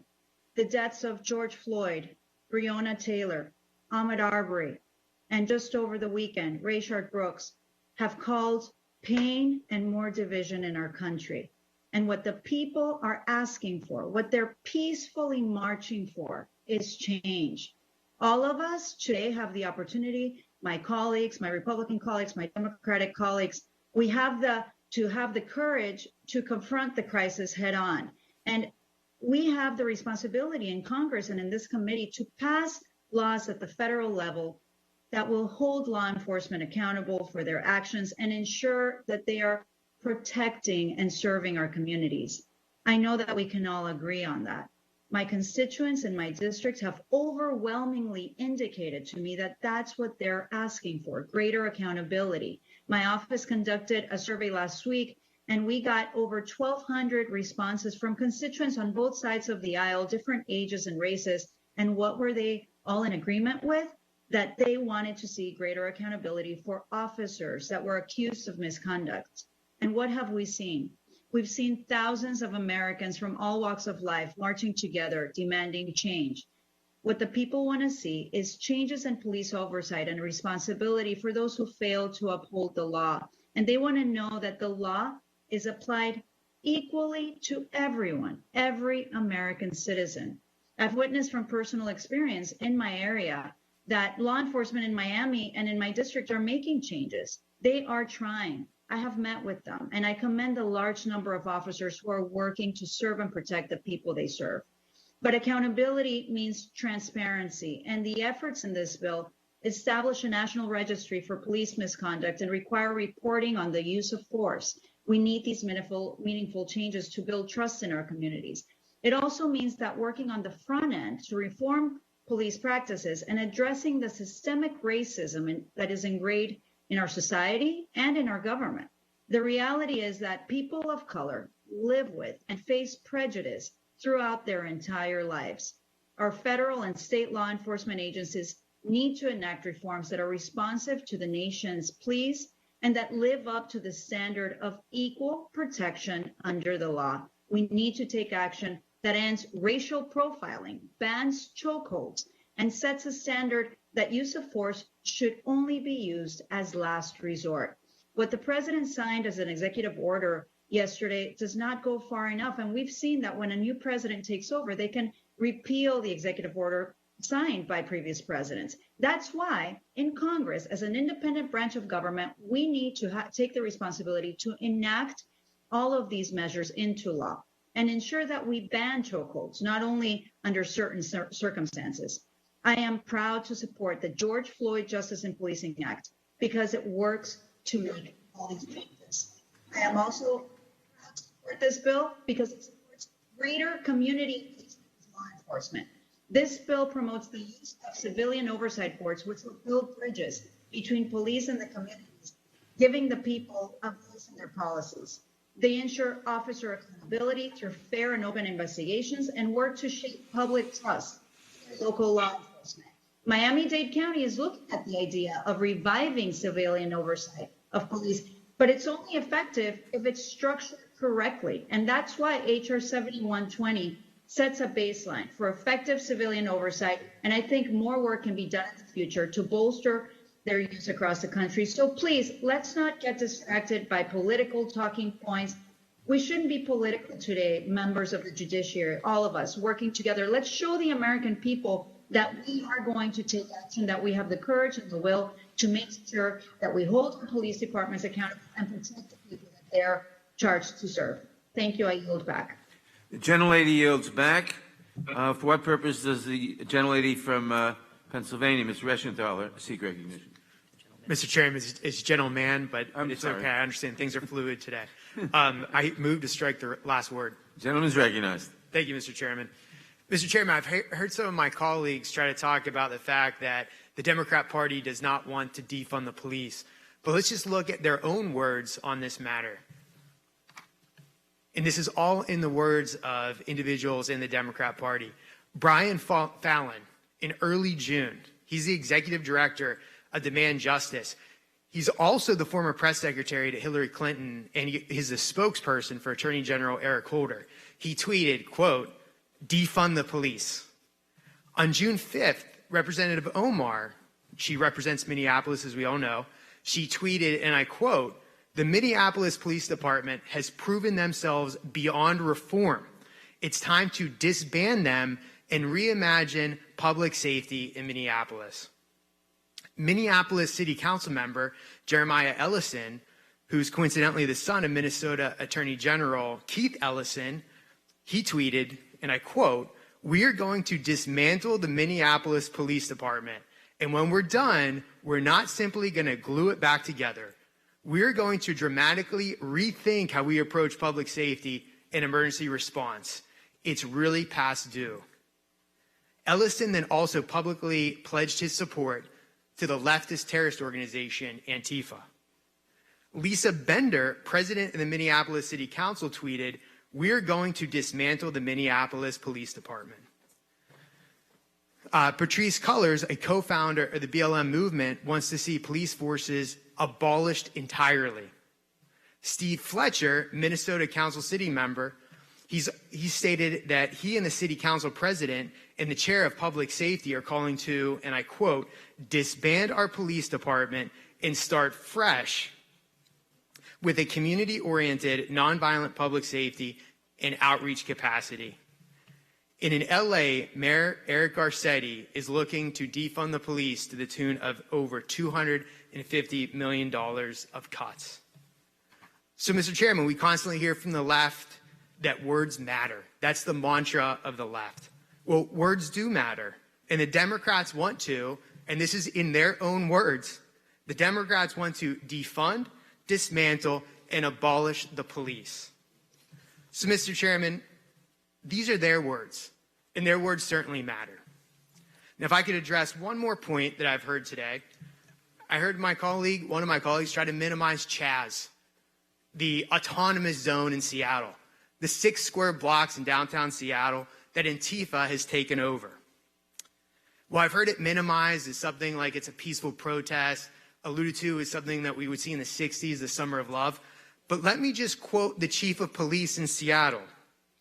Seattle Police Chief Carmen Best said, and I quote, "Rapes, robberies, and all sorts of violent acts have been occurring in the area, and we're not able to get to them," unquote. So before we minimize Chaz, think about that. Rape, robberies, and all sorts of violent acts. So let's call this for what it is. It's a terrorist organization that has taken over 6 city blocks in Seattle, a quote-unquote autonomous zone, and Seattle and my colleagues on the other side of the aisle are minimizing this behavior and allowing rapes, robberies, and all sorts of acts to occur under the name of quote-unquote peaceful protests. With that, Mr. Chair, I yield to my friend and colleague from North Dakota. Thank you, Mr. Chairman, and I appreciate Mr. Buck's comments, and I think this is where we're at. This type of reform is really hard, and it's really hard to do well, and not all differences are ideological. He's a prosecutor. I'm a defense attorney. I would be more susceptible to his argument if the FBI hasn't systemically circumvented what they consider a custodial versus a non-custodial interview for well over a decade. But also with that, in that regard, we are asking state and local departments from the federal government to do a lot of things. And we are dictating how to do a lot of things. At the very least we could do when we do that is what we have said is require basic technology and fundamental fairness with what is supposed to be the premier law enforcement agencies in the country. And to Mr. Chairman's point about going to rules, I was in rules during FISA-Rioth, and I watched Ms. Lofgren's amendment die in some black hole that I don't get to be in the room when that vote happens. That's why we're here. We need to do these things here. This is simple. And just before my time runs out, I have some unanimous consent requests. FBI memo dated 3/23/2006 titled Electronic Recording of Confessions and Witness Interviews. DOJ memo dated 5/12/2014, subject concerning electronic recordings of statements. A report by the Northwestern University School of Law Center for Wrongful Convictions in the summer of 2004, police experiences with recording custodial interrogations. The Justice Project, electronic recordings of custodial interrogations, and specifically for my friend Mr. Buck, the grand jury target, tracking key issues in white-collar prosecutions. With that, I yield back. Without objection, the statements are accepted, and the gentleman's time has expired. And I now recognize Ms. Scanlon. And I'd like to, may I move to strike the last word? Gentlelady is recognized.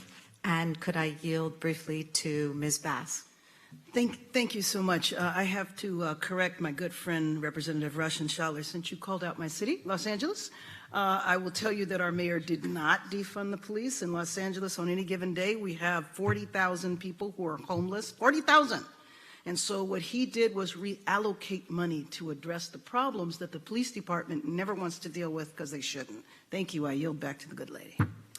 Thank you. Thank you, Representative Bass, and everyone who's worked so diligently to bring the George Floyd Justice and Policing Bill before us. We are witnessing a long overdue moral reckoning in this country, and we can't wait any longer to act. In the week since we held our last hearing, another black man has lost his life at the hands of the police when he was shot in the back in Atlanta. We have to act now. I want to thank the gentleman from North Dakota for bringing this promising bill to our attention, and I look forward to working with him on it to include it in the final bill. I appreciate his bringing his experience as a prosecutor to propose a substantive amendment.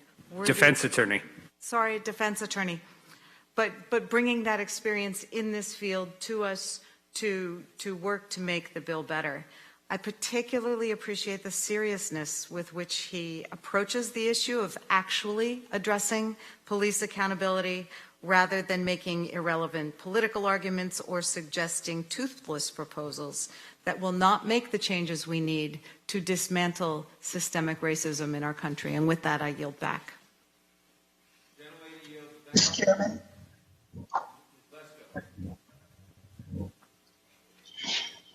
Thank you, Mr. Chairman. I move to strike the last word.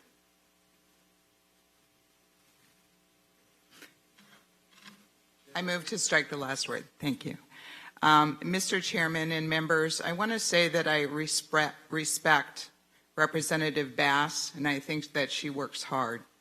There are parts of this underlying bill that I agree with, and I think there's parts of this underlying bill that most Republicans and the president could agree with. But it's disappointing that, from what I've been told, there was no reach out to Republicans to work on this bill. And so there are parts of this bill that I can't support. And the reason that I can't support it is because I talked to constituents and law enforcement officers, a wide variety of law enforcement officers, and they said portions of this bill will undermine their ability to protect communities. Now, in response to Representative Swalwell wanting a Republican to say Black Lives Matter, Mr. Swalwell, of course Black Lives Matter. Of course. My black 2 grandsons, their lives matter. My life matters. Native Americans' lives matters. Hispanics' lives matters. White lives matter. Everyone's lives matter. And so do unborn children that are born alive from a botched abortion, which Republicans have brought forward, I think 80 to 100 times a motion on the floor of the House of Representatives saying, please give medical care and save the lives of unborn children that are born alive. And the Democrats have failed to let us hear that bill. So of course, all lives matter. And with any time I have left, I yield to Mr. Armstrong. And he does not need any more time, so I yield back. Thank you. Mr. Chairman.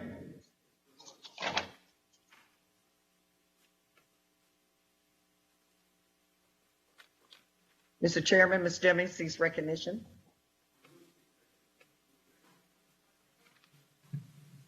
Mr. Liu seeks recognition, and Mr. Liu is recognized.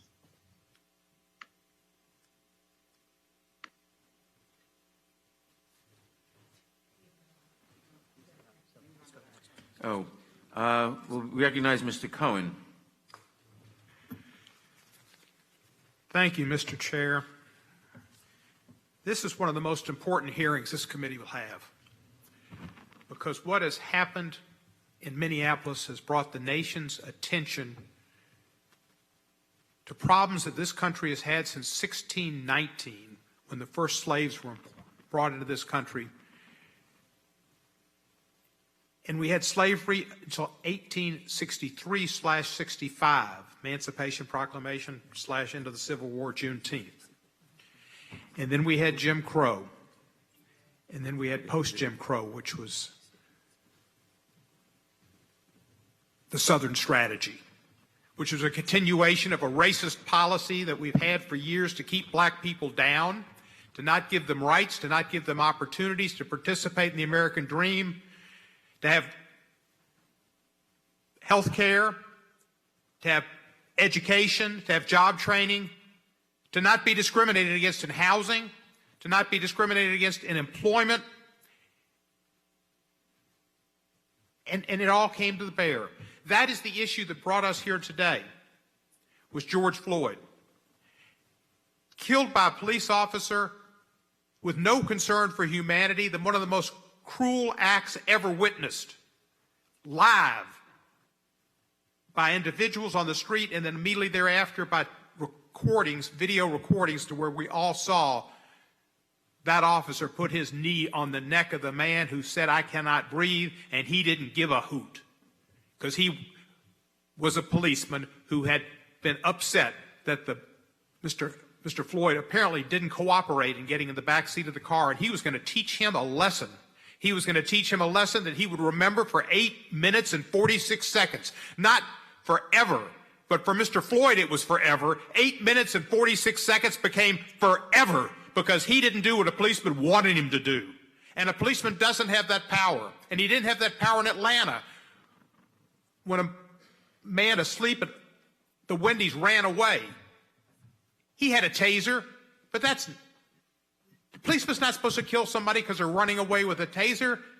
They should have not used deadly force, but they did it for the same reason that Mr. Floyd was killed, because that officer's ego was hurt. Because that man got away from the officer. That man got that officer's taser, and he was going to teach him a lesson. Police should not be teaching people lessons that they would and kill them because of it. They ought to teach them lessons about, you really shouldn't do this, and let me explain to you why. Community-oriented policing. And there are a lot of policemen that do that. But there's some and quite a few bad apples, and they're mostly focused on African Americans because they focus on people who have the least power in society, because that's where they get off. What I heard last week and what I've heard today from my Republican colleagues has been disheartening, and disheartening. And America should be repulsed by it. Because this hearing's about police, it's about racism, it's about overuse of force against individuals that cost them their lives. It's not about abortion. It's not about Mueller. It should be more about Mueller, but it's not about Trump. Orange Lives Matter. It's not about that. It's not about defunding the police, and it's not about Officer Underwood. It's about police overuse of force, often against African Americans, and America not doing what it should have done rightfully by the people they enslaved and treated as second-class citizens for so many years. That's what this is about. And not to address that subject and to bring up these subterfuges, these ruses, is a disrespect to every African American and to every right-thinking American. And that's what we've gone on when this committee, last week in the hearing, they didn't ask questions about the bill. They talked about defunding the police. Then they come up and they go, well, this person, this Democrat may be for defunding the police, one member of Congress, and this one and that one. Well, Steve King talked about white supremacy. That doesn't mean every Republican was a white supremacist, but that's the way they're interpreting any one person talking about defunding the police. And talking about white supremacists, Miss Underwood was brought here to talk about the riots. That was a bait and switch too. Officer Underwood was killed by a guy named Carrillo, who killed the Santa Cruz sheriff. And that's when they saw that he'd used a white van, a Ford van, and found out that he'd killed Officer Underwood, a white supremacist member of a group called Boogaloo that wants to bring about an impending civil war. But they're not talking about getting rid of white supremacists or people that want an impending civil war in Boogaloo. They didn't know that was the case when they brought him up. But that's what they're talking about, because they wanted to switch it from protesters to rioters. Well, we're all against rioters. We're all for the police. I'm for the police. I think they can be improved upon. But let's get to the issue today, and that's unjust policing and unjust practices against African Americans. I yield back the balance of my time. The gentleman yields back. For what purposes does Mr. Johnson seek recognition? Mr. Chairman, I rise to strike the last word. Gentleman is recognized. Wanted to give just one further response to Mr. Swalwell, who asked this question. Apparently, he's just not been listening to his colleagues on the other side of the aisle. I think every one of us have said unequivocally over the last few weeks that there is inherent dignity in every single life, not just American, every life around the world. I've said in every interview, national, local, regional, I've said in our subcommittee hearings and in this hearing before in opening statements that it's not just that lives matter. It's that every single human life has inestimable dignity and value. And our value is not related in any way to the color of our skin, where we come from, what zip code we live in, where we went to school, how talented we are, how good looking, what we contribute to society. None of that is relevant. Every single human life has inestimable dignity and value because it's given to us by our Creator. And I have further explained, and so have all my Republican colleagues, that this is an essential thing. It's essential to who we are as Americans. We find this as our foundational creed. We find it listed in the second paragraph, the Declaration of Independence, our nation's birth certificate. G.K. Chesterton was the late British philosopher. He said America is the only nation in the world that is founded upon a creed. And he said it's listed with theological lucidity in the Declaration. We hold these truths to be self-evident. What is a self-evident truth? It's something you cannot not know. Why is that? Because it's stamped upon your heart by your Creator. He said we hold these truths to be self-evident, that all men are created equal. Remember, the Declaration does not say we are born equal. It says we are created equal by someone, by God. And they said because we're created by God, He gives everybody the same inalienable rights. Among these rights are life, liberty, and pursuit of happiness. This was a promissory note, Dr. Martin Luther King Jr. said, to future Americans. We have not lived up to that ideal. We're working on it. The first paragraph, the first line of our Constitution says we do this, we the people do this in order to form a more perfect union. What the House Judiciary Committee is about is working together to form a more perfect union. My friend, I don't know how you've missed all this, but we are all united on that. We all agree that there needs to be meaningful reform. But what we're doing here is having thoughtful dialogue and debate, exactly the kind that was envisioned at our founding, to form and come together with the best answers, the best solutions that will advance the ball for the most American people. That's part of the process. And part of the thing that we've lamented today is that we haven't been part of the process yet. The Democrats proposed this bill, went together in a room somewhere and did not allow us in it. We respectfully requested to be a part of the process. Staff reached out to staff, and we were rebuffed in that request. So if everything that Mr. Cohen just said and others have said is true, if you really want to have meaningful reform, if you really want to improve American policing in a way that will work and will maintain public security and safety, then it seems like you would be open to the thoughtful ideas that we have on the other side. We ought to be doing this together. As I said in my opening statement, the American people expect that, and they deserve it. We don't need partisan squabbles in here. We need all of us to work together and to treat one another with the dignity and respect that our Declaration entitles us to and that the founders recognized was a self-evident truth. Look, I appreciate Ms. Scanlon and others acknowledging the thoughtful amendment of Congressman Armstrong. He comes to this very thoughtfully. We had a meeting last night. He talked about it at length. This is his background, his expertise, and he has a lot to offer, and you ought to listen to him. We've got 20 other amendments here that are equally thoughtful, and we ought to have an important debate. I hope the American people are watching this. I hope they're recording everything we say. And let's not engage in these squabbles about whether we all think life is precious, because every single one of us does. And when we get beyond that squabble, we can get on to the meaningful work of the committee. I'll yield to Mr. Gates. I thank the gentleman for yielding. In response to the gentleman from Tennessee, he said a hearing is about police. It's not about Mueller. I know that it seems like impeachment was a very, very, very long time ago, eons ago, but the gentleman from North Dakota's amendment doesn't target Mueller or the operations of his team. It seeks broadly to affect this 302 process, but specifically the circumstance we described occurred before Mueller. Before Mueller was ever appointed, before there was even a basis for this embarrassing hoax, you had Jim Comey telling the FBI to go and entrap General Flynn, and they didn't use recordings. And so it just would seem illogical to say that we're here in a discussion about police and law enforcement, but we're going to absolve from that discussion our own FBI. I think the FBI is a relevant topic when talking about police. The time of the gentleman has expired. Mr. Liu, if we have him. Thank you, Chairman Nadler and Representative Bass, for your hard work on this legislation. I want to start off by noting that it was a white police officer that put his knee on George Floyd's neck for over 8 minutes and murdered him. It was a member of a white supremacist, actually it was a member of a right-wing group that was arrested for killing Patrick Underwood. And we're here because Black Lives Matter. And very few Republican officials have been able to say that. The president hasn't been able to say it. The Attorney General hasn't said it.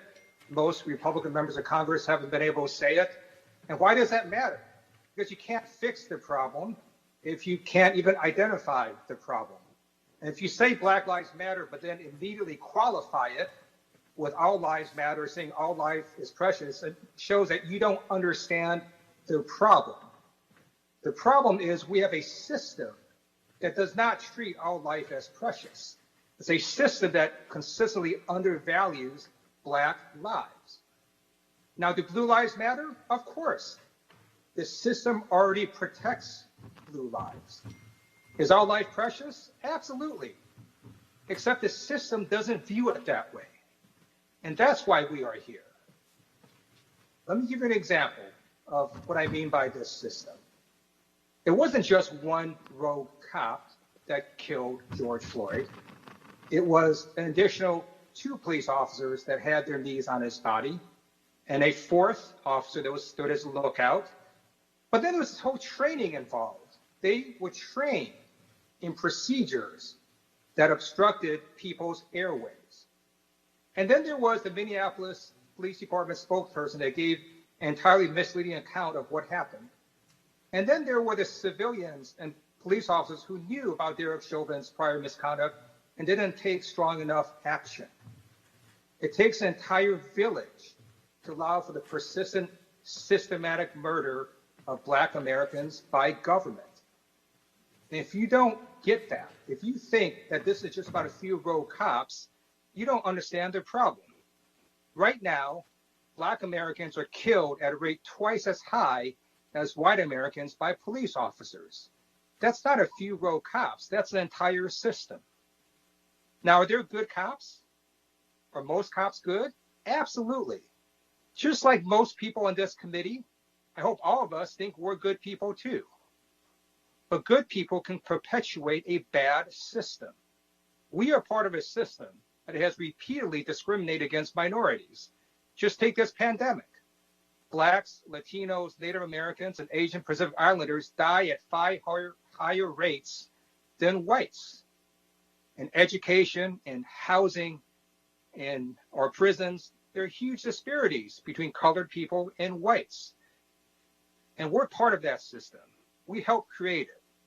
Does that make us bad people? That's for historians to judge.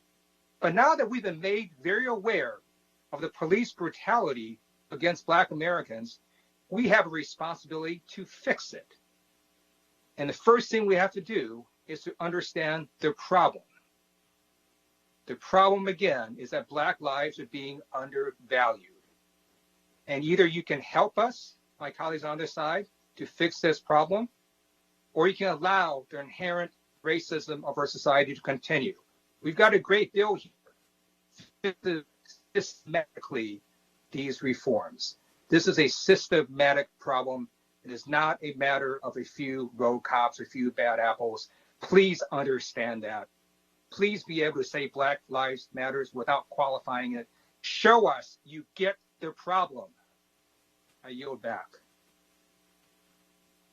The gentleman yields back. Who seeks recognition? The gentleman is recognized.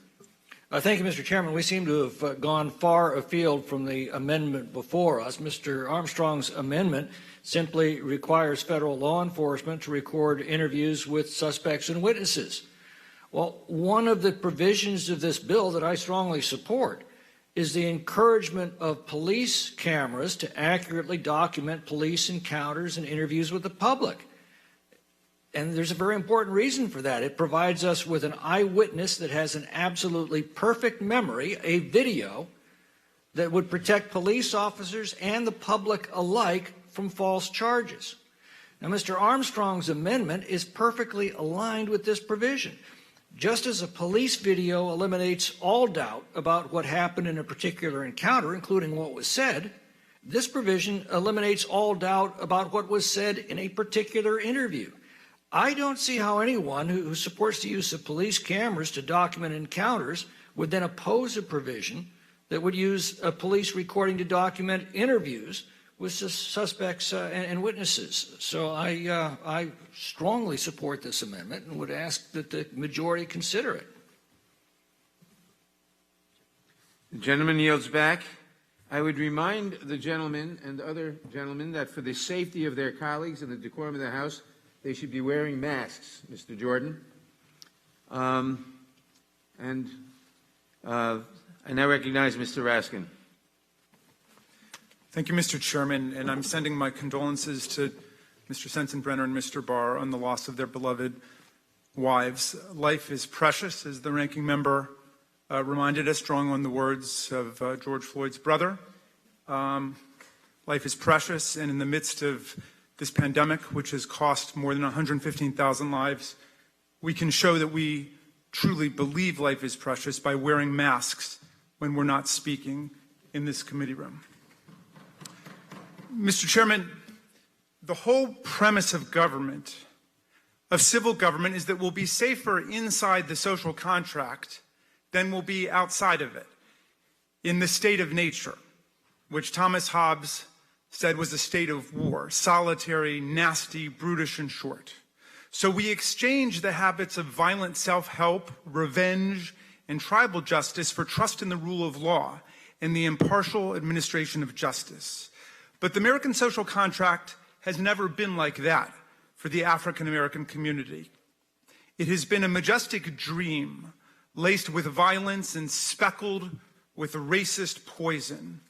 Where was the social contract for George Floyd as Officer Chauvin pressed the air out of his body and asphyxiated him, murdering him over a period of 8 minutes and 46 seconds? Where was the social contract for Breonna Taylor, a 26-year-old emergency room technician who was shot at least 8 times in her body, in her own bed, never even having been charged with a crime by officers executing a no-knock warrant? Where was the social contract for 12-year-old Tamir Rice, gunned down after a snowball fight in a park in Cleveland? Where was the social contract for Michael Brown, for Eric Garner, for Rayshard Brooks?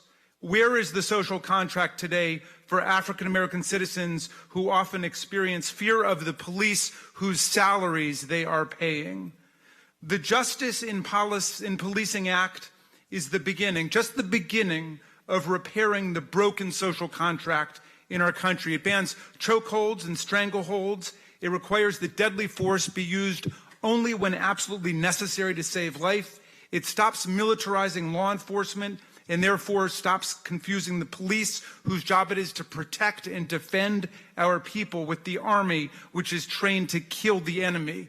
It requires body cameras and dashboard cameras. It ends racial, ethnic, religious profiling in America. It removes the perverse doctrine of qualified immunity in civil rights lawsuits so that neither federal nor state and local officers can escape liability for violent assaults against citizens simply by showing that their exact misconduct, no matter how egregious, had not taken place in exactly the same way before. These are serious, meaningful changes that are the bare minimum any of us would accept and should accept, operating under a Rawlsian veil of ignorance, that is, not knowing whether we ourselves and members of our families would be a citizen with a knee on our neck or a SWAT team in our bedroom in the middle of the night. The Founding Fathers would be proud of this package. The vast majority of the constitutional amendments in the Bill of Rights are efforts to control the police power of the state. The Third Amendment, no quartering of troops in people's houses. The Fourth Amendment, no unreasonable searches and seizures, warrants only based on probable cause. The Fifth Amendment, the privilege against self-incrimination. The Sixth Amendment, the jury trial. The Eighth Amendment, no double jeopardy, no cruel and unusual punishment in our country. The Ninth Amendment. Our founders understood that tyranny begins with the abuse of the police power, and the social contract begins with protecting the dignity, the safety, and the security of each and every citizen and their families. An officer who arrogates to himself the power to kill a citizen who has been subdued appoints himself not just cop, but legislator, prosecutor, judge, jury, executioner. Officer Chauvin appointed himself God when it came to the life of George Floyd. The good cops in America, most of the cops in America, favor reform and oppose the disgraceful actions of Derek Chauvin and those who stood by and did nothing and watched him murder a citizen. The good cops should not be faulted for the crimes of the bad cops, because here we don't believe in collective guilt by association, and mass punishment, the principles that we have had to invoke repeatedly in this committee. I yield back, Mr. Chairman. The gentleman yields back. For what purpose does Mr. Klein seek recognition? Move to strike last word, Mr. Chairman. Gentleman is recognized. Thank you, Mr. Chairman. The horrific killing of George Floyd has led to millions of Americans speaking out to seek action in the wake of his tragic murder. And I am glad we are here to address it. And I was deeply moved by the testimony we heard last week and had high hopes that we would be able to find a bipartisan way to move forward on real reforms. While I'm still hopeful we can find common ground as we have in the past, I'm disappointed that the debate over solutions has been sidetracked by a coddling of leftist anarchists and a refusal by many on the other side to reject those in Seattle and in other places across the country who want to defund the police. This simply is not a realistic option and distracts from real reform. Our dedicated police officers who serve our communities work to ensure that lawlessness does not prevail in our streets and neighborhoods. The anarchy unfolding within Seattle's autonomous zone, or CHAZ, is an example of what defund the police would look like if implemented across America. I believe there are many ways we can continue to work together rather than put forward policies that divide us. Congress should be working in a bipartisan manner to ensure that law enforcement develops and utilizes the tools and tactics to keep our communities safe while protecting the rights of the people they serve. While H.R. 7120 is well-intentioned, we must make additional changes to the bill in order to strike a balance on reform while respecting the need to maintain the rule of law. Many of the policies included in the bill before us are ideas that can achieve bipartisan consensus. Increased data collection about officer-involved shootings, prohibiting the use of chokeholds and no-knock warrants, making lynching a federal crime, and reducing the militarization of our police forces are all areas where we can potentially find bipartisan consensus.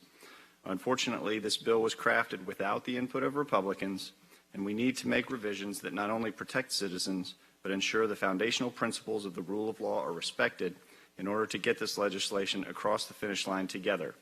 It means spending more time here in this room today, and we could have avoided a lengthy day today with consultations occurring before the markup today. As a committee, we should be working together to find solutions to the pervasive problems that exist in our nation and ensure that all Americans are being afforded access to justice under the law. Yesterday, the President made it clear through his executive order he is committed to keeping our communities safe and ensuring a fair justice system for all Americans. I truly hope we can seize this moment in time so that Americans can come together, and I hope as legislators we can craft a solution today to make our community safe while strengthening the bonds between our fellow Americans and ensuring justice for all. Mr. Chairman, I yield back. The gentleman yields back. For what purpose does Mr. Neguse seek recognition? I move to strike the last word, Mr. Chairman. Gentleman's recognized. Thank you, Chairman Nadler, for swiftly bringing up H.R. 7120, the Justice and Policing Act, for markup today. I also want to thank Chairwoman Bass for her incredible work over these many weeks in crafting this legislation. I know she's engaged a broad group of stakeholders and has had many conversations with Democratic and Republican members of the House as well as the administration, and I thank her for her leadership. In addition to her many duties as the chairwoman of the Congressional Black Caucus and, of course, as the chair of the Crime Subcommittee, she's taken it upon herself to be a mentor to new, young black members of Congress like myself. And so I'm very grateful to her for her friendship and her mentorship. I also just want to say that I certainly appreciate my friend from North Dakota in terms of his thoughtfulness, and I recognize that he approaches this issue in good faith. I will be unable to vote in support of his amendment. I think Mr. Buck raises some important points with respect to potential unintended consequences, but I also think that it's worth considering and studying as we move the bill to the floor.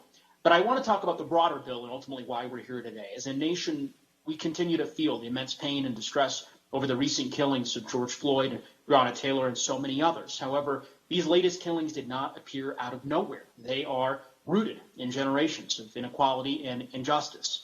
And it is time that Congress address these disparities in policing and create meaningful and structural reform, which is why we are taking up the Justice and Policing Act, which I do believe is a bold and transformative piece of legislation that will increase public safety and will ensure accountability, establishing a national use of force standard, bringing transparency into policing by standing up the first ever national database of civilian police encounters, and providing additional tools to the Department of Justice to root out police misconduct through the use of pattern or practice investigations. I also want to emphasize why, in my view, this amendment in the nature of a substitute offered by the chairman is so important. As we all know, the Civil Rights Division has the statutory power to investigate unconstitutional pattern and practices of racial bias and violent policing. It's been a successful tool in reforming systemic police misconduct in the past, and yet it is a tool that the current Attorney General, Mr. Barr, has refused to use in Minneapolis or other areas, and ultimately a tool that the Trump administration has largely discarded. There is no question that these investigations, the resulting consent decrees, have had an impact. They've played an essential role in reforming troubled police departments. An academic evaluation of Los Angeles, Cincinnati, Pittsburgh consent decrees found that court-ordered reforms are likely to result in departments having a stronger, more capable accountability infrastructure and more robust training. But unfortunately, as I said, the DOJ has demonstrated that it is unwilling to use the tools that Congress has provided to address these issues. So we must look to our state attorneys general. We worked, my office, with Colorado's Attorney General, Phil Weiser, and proposed an amendment to the Justice and Policing Act that would provide express authority to state attorney generals to conduct these investigations. The state AGs are in a unique position due to the familiarity and understanding of historical context in their respective states, and it's imperative that they fill in this gaping hole that has been left by the Attorney General's Department of Justice. I'm very grateful to Chairman Nadler for including this amendment as part of the ANS before the committee and support its passage. So again, put simply, I'm proud to be an original co-sponsor of this legislation. I appreciate my colleagues considering it respectfully, and I would certainly urge them to support this bill. And with that, I yield back, Mr. Chairman. The gentleman yields back. Who seeks recognition? The gentleman from California, Mr. Correa. Thank you, Mr. Chairman. Can you hear me? Yes, we can. Thank you very much. I'd like to move to strike the last word, please. Gentleman's recognized. Thank you. And first of all, let me express my condolences as well to our colleagues, Mr. Sensenbrenner and Mr. Barr, for their families' losses. And I'd like to also thank you, Mr. Chairman, and Chairwoman Bass, for your work on this legislation. And Ms. Bass, let me just say that this represents a lifetime of work for you. And I totally agree with you. We must have change, and change has to happen now. And it has to be meaningful change, because our communities, our streets demand that we regain the public trust of our public safety officers. You said something in your opening statements that struck me, which was that we should not expect police to fix our social issues. You have a very good point. And one of the issues that I'd like to take note is our national drug policy right now. Federal cannabis policy essentially outlawing cannabis. And as you know, when we talk about arrest disparities, specifically cannabis-related, over 650,000 Americans are arrested every year for violating cannabis laws. And according to the ACLU, in every single state, black folks are more likely to be arrested for marijuana possession, and in some states, 10 times more likely to be arrested than others. Many communities have lost many of their loved ones to incarceration due to cannabis-related convictions. And although cannabis reform, in terms of its criminalization, will not undo the practices that have led to these demonstrations that we're seeing today, decriminalizing cannabis will be a major step in the right direction. And as you know, last week during our community hearing, Professor Butler stated that the legalization of cannabis will help create equal justice under the law. And Congress, in my opinion, must move to address decriminalizing cannabis. And with that, Mr. Chair, I'd like to yield the balance of my time. Thank you very much.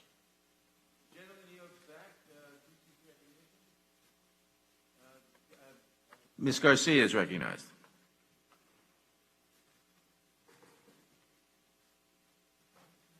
Thank you, Mr. Chairman, and I too want to join all the others in expressing my condolences to all those who have lost their loved ones, and also to thank you, Mr. Chairman, and Chairwoman Bass, for the extraordinary work that you all have done on this bill. You know, it just completely continues to baffle me that some suggest that this is all about defunding police. I hope that they've read the bill. It's 137 pages, because I fail to see anywhere in this bill anything about defunding police, disrespecting police, or anything that would would cause anyone to think that. So, Mr. Chairman, I think we need to kind of take a deep breath and kind of really look at what we're talking about today. It is past time for Congress to make systematic changes on issues of racism, police brutality, and racial profiling. We must put an end to the unnecessary use of force by the police that have resulted in the death of one too many Black and brown Americans. As a person of faith, I believe the responsibility falls on each and every one of us to ensure that everyone is treated as a child of God. However, the reality is that George Floyd was not treated as a child of God when he repeated his last words, "I can't breathe." We cannot go back to business as usual and allow George Floyd to be forgotten, perhaps like many others before him. We must lead on this issue to ensure that George is not just one more Black life claimed by the system. As elected officials, it's important that we reform our federal criminal civil rights statutes to protect Black and brown Americans who just want to live and breathe and just walk down the street without fear. Justice demands that we must put an end to brutality, racial profiling, white supremacy, and the vicious racism that continues in America. Justice demands that long-suffering Americans be made whole for being denied their rights as Americans. Is there anything that history has taught us? It has taught us that our laws must boldly affirm that, yes, Black lives matter. We cannot keep ignoring this as a country. In the Latino community, we too are affected by police brutality and racial profiling. As we seek out the truth and speak out when justice demands equality for all, it is important for Latinos to stand with our Black brothers and sisters on this issue because we are affected together. I believe that this bill is the righteous step to the due process that is necessary. As you know, I come from Texas, a state that is home to millions of Latinos and Blacks, and unfortunately, too, it's a state that has been deeply affected by multiple incidents of police brutality over the past few years. Many of these incidents have been conducted with unjustified force. I firmly believe that this bill would make Americans safer by guaranteeing police accountability under the law and requiring frayed police-community relations. This bill will save lives and respond to the gross injustices that have resulted in the deaths of so many: George Floyd, Eric Garner, Breonna Taylor, Tamir Rice, Laquan McDonald, Sandra Bland, Antonio Arce, and Pamela Turner, among others.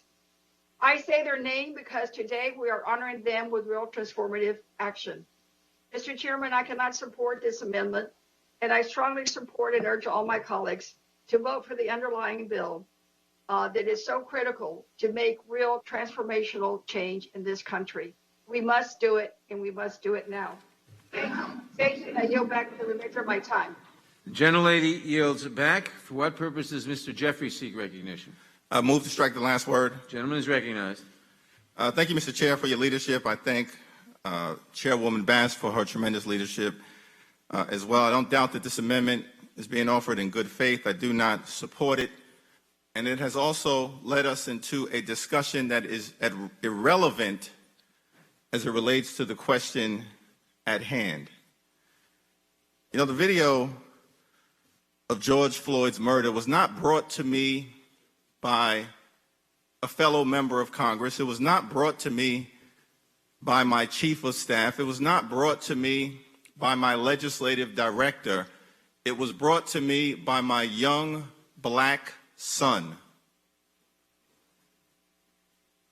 who after Ahmaud Arbery and after Breonna Taylor presented the video to me and simply said, "It's happened again. Dad, what are you going to do about it?" That's why we're all here. Not to talk about Michael Flynn. That's why Americans of every race are in the streets demanding justice and systematic change. What are we going to do about it? Not about Michael Flynn. What are we going to do about Amadou Diallo, Sean Bell, and Eric Garner? What are we going to do about Tamir Rice and Walter Scott and Oscar Grant? What are we going to do about Sandra Bland and Stephon Clark and Breonna Taylor? What are we going to do about George Floyd, who narrated his own death for 8 minutes and 46 seconds? We're not here to talk about Michael Flynn. That's beneath the dignity of this institution and the lives that have been lost. So like so many other young people across America, my young son says he wants to go and protest. And though, of course, like any father, I have concerns, but I let him do what he thinks is right in Brooklyn. But I have to have that conversation with him again that so many of us have had with our young black children. Make sure you have your ID with you. Not because you're a threat, and not his driver's license because he's too young to be able to drive, but because without that ID, your high school ID, someone in law enforcement may think that you're a threat and can detain you for that reason alone. And some may even look at you as a threat because of the color of your skin, just like they did 12-year-old Tamir Rice. And then, of course, I had to say, do not respond or react to any unjustified abuse against you. That's what Eric Garner did. He said, I've had enough. And then he said, I can't breathe 11 times and was choked to death. So even if you're completely in the right, you're being harassed, you're being abused, you can't respond because it may result in your life being taken. And then, of course, I had to say, and if you are detained, don't say anything, don't sign anything. Even if they say to you that you'll be let go. What do you think happened to the Central Park Five? They were given false confessions by law enforcement to sign. So we're not here to talk about Michael Flynn. We're here to solve a problem of police violence, harassment, and the absence of dignity that has occurred not month after month, not year after year, but decade after decade after decade. That's why we're here. And that's why I support the Justice in Policing Act. I yield back. The gentleman yields back. For what purpose does the Mr. Chairman? Gentleman from Ohio seek recognition? Thank you, Mr. Chairman. I move strike last word and yield to the gentleman from North Dakota. Thank you, Mr. Chairman. Anybody who thinks this amendment isn't relevant to what we're doing here has no idea how law enforcement works. And before we want to get too far into this, I want to reiterate, under this bill, without this amendment, this is what happens. Federal agent required to wear a body camera. Federal agent required to have a dashboard camera. In the very scenario we were talking about, gets detained off to the side, turn it all off. Turn it off. You don't need it anymore. When you're being talked to, when you're being dealt with. And just so you know, I said this last week, I come from a state that's 88% white. So these issues are a little different to me. But I have seen a Native American woman charged with obstruction because she was clearly intoxicated and not represented by counsel in her first interview. And shockingly, her second interview didn't match up. I've seen a Hispanic that speaks broken English, not allowed an interpreter, nor a lawyer present, get his plea deal revoked because his first interview was different than his second interview. I'm guaranteeing you this, both of those clients wish those interviews were at least audio recorded, and none of them were in custody according to federal agents. So I yield back. Thank you. Reclaiming my time, Mr. Chairman, I'd like to yield the gentleman from Texas, Judge Gomer. Thank you. And to follow up with Mr. Armstrong's comment, if you truly believe 100% in your heart that there is no one who is racist at all in any federal law enforcement department, then it would be totally appropriate for you to vote against this amendment. But if there is the possibility that any federal, even one federal law enforcement officer anywhere is racist, then you ought to vote for this amendment.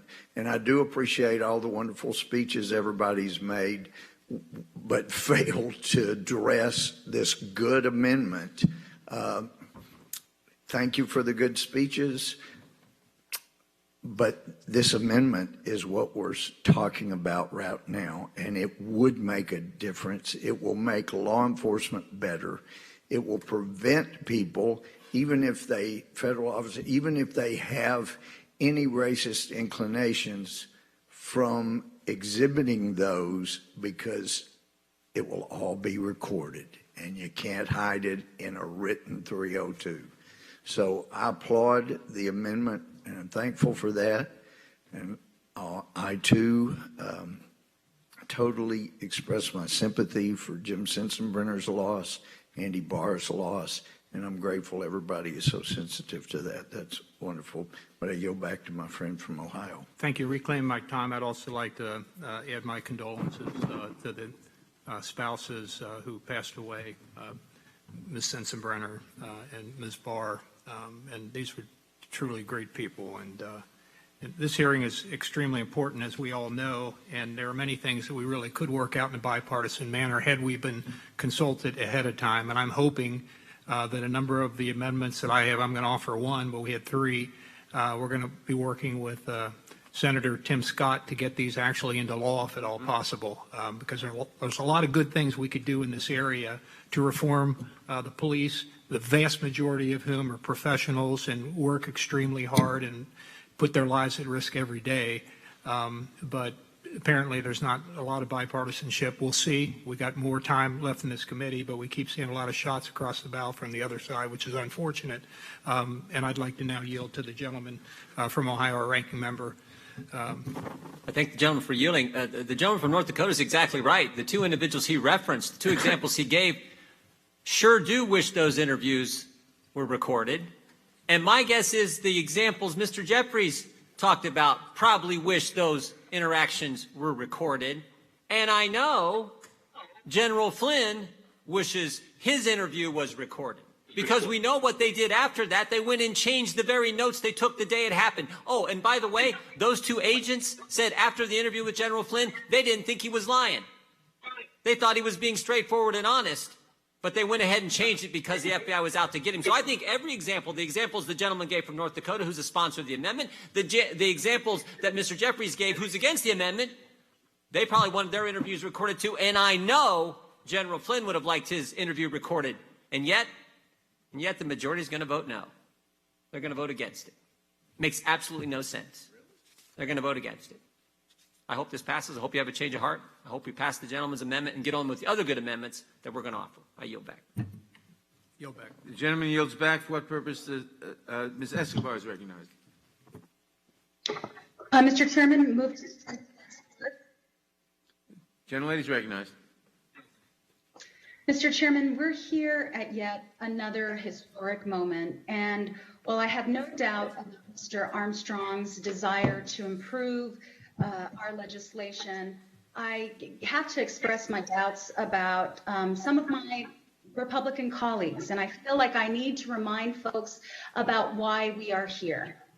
Last week, as Philonise Floyd sat in front of us, just one day after a memorial for his murdered brother, I asked our colleagues to stop political games and focus on why we were present and to focus on what is in the bill. Well, unfortunately and not surprisingly, they didn't. Most of the members of the minority party chose instead to focus on the defund the police movement, which is not in the bill. And today, at the beginning of this hearing, the ranking member told us that there would be thoughtful amendments offered. I want to remind everyone why we are here. In the face of horrific police brutality and systemic racism that demands a just and honest response, in the face of hundreds of thousands of Americans marching in the streets for justice, we have to, our First Amendment, the First Amendment that we're debating is about the Russia investigation. Are our Republican colleagues surprised when the American public believes that they have yet to understand the movement we're seeing unfold in our country? This moment is a reckoning, and we either rise to the moment or we don't. It's about time that we face the racism that has found its way into our institutions. It's about time we call it out, and it's about time we take action. Until there's that recognition and that action against the corrosive and deadly role that racism plays, change won't happen. Lip service is meaningless. Political games are an insult. Enough of time-wasting commissions, task forces, incentives. I support this bill because Black lives matter. I support this bill because it finally forces a reckoning for lives needlessly lost. And unfortunately, no community is exempt. Andres Cortez, Daniel Rodrigo Sainz, Mercedes de Marco, David Alejandro Gándara, Daniel Ramirez, Eric Emmanuel Salas Sanchez. In my own community, too many unarmed people have been killed by local law enforcement, many of them suffering from mental illness. No community is exempt, and these tragedies will continue until we act. I believe that the countless dedicated law enforcement professionals across the country are as hungry for reform as we are. Reform protects good cops, and it exposes bad cops. Reform keeps communities safe, everyone in the community, whether they wear a badge or not. It's time for justice.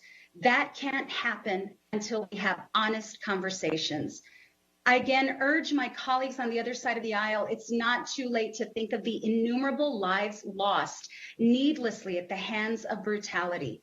Work with us toward justice. Mr. Chairman, I want to yield the remainder of my time to my colleague, Representative Jayapal. Thank you, Congresswoman Escobar, for those powerful words. I did just want to correct the record because my city was again named by Congressman Reschenthaler, and I just wanted to convey that I spoke to my chief just now, Chief Carmen Best, about the portrayal of her comments by my colleague, and she has told me to convey for the record that her comments have been taken completely out of context. They were not about the protest area at all, and I know my colleagues want to rely on Fox News, but do not. I want to point out that reporting is completely false and constantly debunked. Reports like those that local business owners had been approached by armed people who demanded mob-like protection payments have been completely debunked directly by business owners who have instead said that local businesses are racking up much-needed sales after being hard hit by coronavirus. Fox News has admitted to photoshopping images and showing scenes of a burning city that weren't even in Seattle. It is offensive to keep bringing this up and a distraction from the real work in front of us. This is my district, and I welcome anyone who wants to see what's actually happening to come and visit me. I will happily take you around. In the meantime, let's stay focused, as Congresswoman Escobar has clearly outlined for us, on the real task ahead of us, the bringing about of real, meaningful justice as the Justice in Policing Act before us does. Not something that's a half measure, not something less than what is needed, but something that brings about justice for all of those who are demanding it for their families. Thank you, Mr. Chairman. I yield back. The gentlelady yields back. For what purpose does the gentlelady from California seek recognition? To strike the last word, Mr. Gentlelady is recognized. This committee has considered several pieces of this bill previously. Never before have we considered the bold, broad reform that this bill encompasses. And it is absolutely necessary that all of the measures in this bill be adopted, not the half measures that are being discussed in the Senate. It is heartbreaking to think of those who have been murdered by police, and really heartbreaking to listen to our colleague, Mr. Jeffries, whose son brought the video to his attention. This cannot continue in America. Having said that, I do believe that the amendment, obviously this is a markup, we have amendments, that the amendment offered by Mr. Armstrong has merit to it. We do know that this is a problem for defendants. I do have a concern, however, which I have relayed to Mr. Armstrong about the lack of notice in the provision, and I wanted to explain why I'm not able to support the amendment at this moment. But I'm hoping, as you mentioned, Mr. Chairman, that we can work with Mr. Armstrong between now and the floor to get a clarity on that aspect of the amendment, because it would strengthen the bill, although, as Mr. Jeffries has noted, it is not the core function of the bill. And with that, Mr. Chairman, I thank you for recognizing me, and I will happily yield back. The gentlelady yields back, and as I said before, that is our intention with reference to the amendment. The question now occurs on the amendment by the gentleman from North Dakota. All in favor say aye.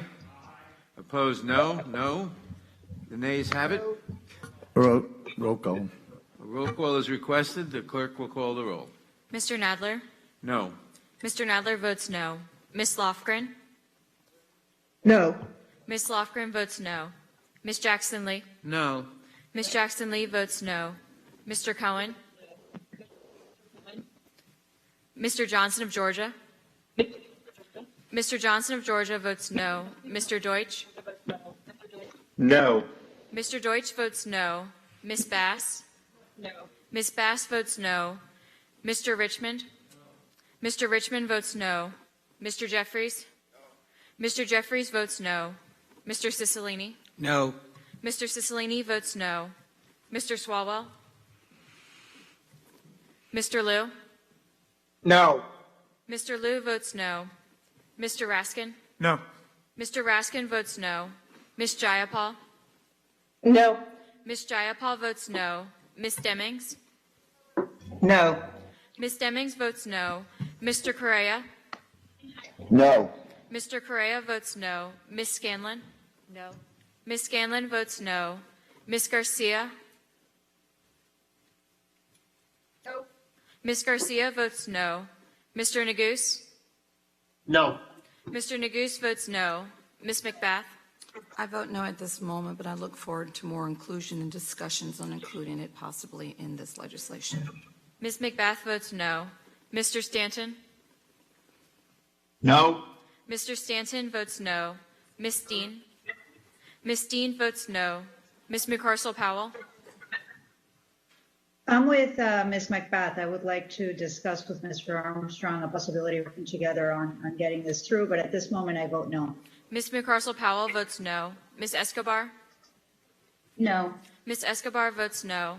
Mr. Jordan? Yes. Mr. Jordan votes yes. Mr. Sensenbrenner? Mr. Shabbat? Aye. Mr. Shabbat votes aye. Mr. Gomert? Aye. Mr. Gomert votes aye. Mr. Collins? Mr. Collins votes aye. Mr. Buck? Ms. Roby? Ms. Roby votes no. Mr. Gates? Mr. Gates votes aye. Mr. Johnson of Louisiana? Mr. Johnson of Louisiana votes aye. Mr. Biggs? Mr. Biggs votes aye. Mr. McClintock? Aye. Mr. McClintock votes aye. Ms. Lesko? Ms. Lesko votes aye. Mr. Reschenthaler? Mr. Reschenthaler votes aye. Mr. Klein? Mr. Klein votes aye. Mr. Armstrong?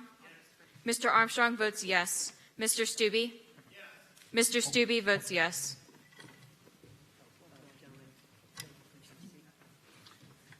The gentleman.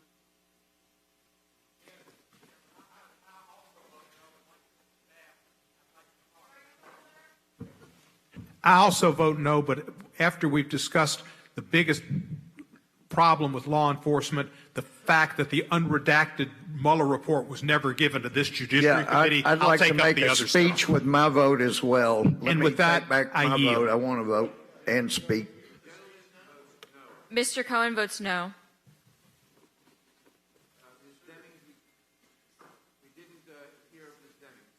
Ms. Demings? No. Ms. Demings votes no. Mr. Chairman, how was I recorded? Mr. Swalwell, you're not recorded. No. Mr. Swalwell votes no. Has everyone who wishes to vote voted?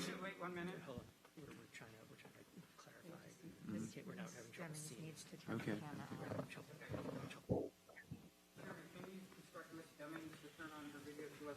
Ms. Demings, if you would turn on your video. I vote no. Okay. Ms. Demings votes no.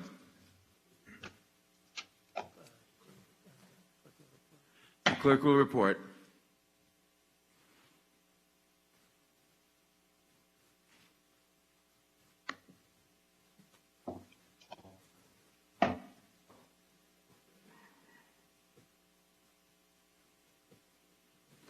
Mr. Gomert, how did you vote? Yep, I voted yes, and I'd like to make a speech like Mr. Cohen did. The gentleman votes yes. Stop.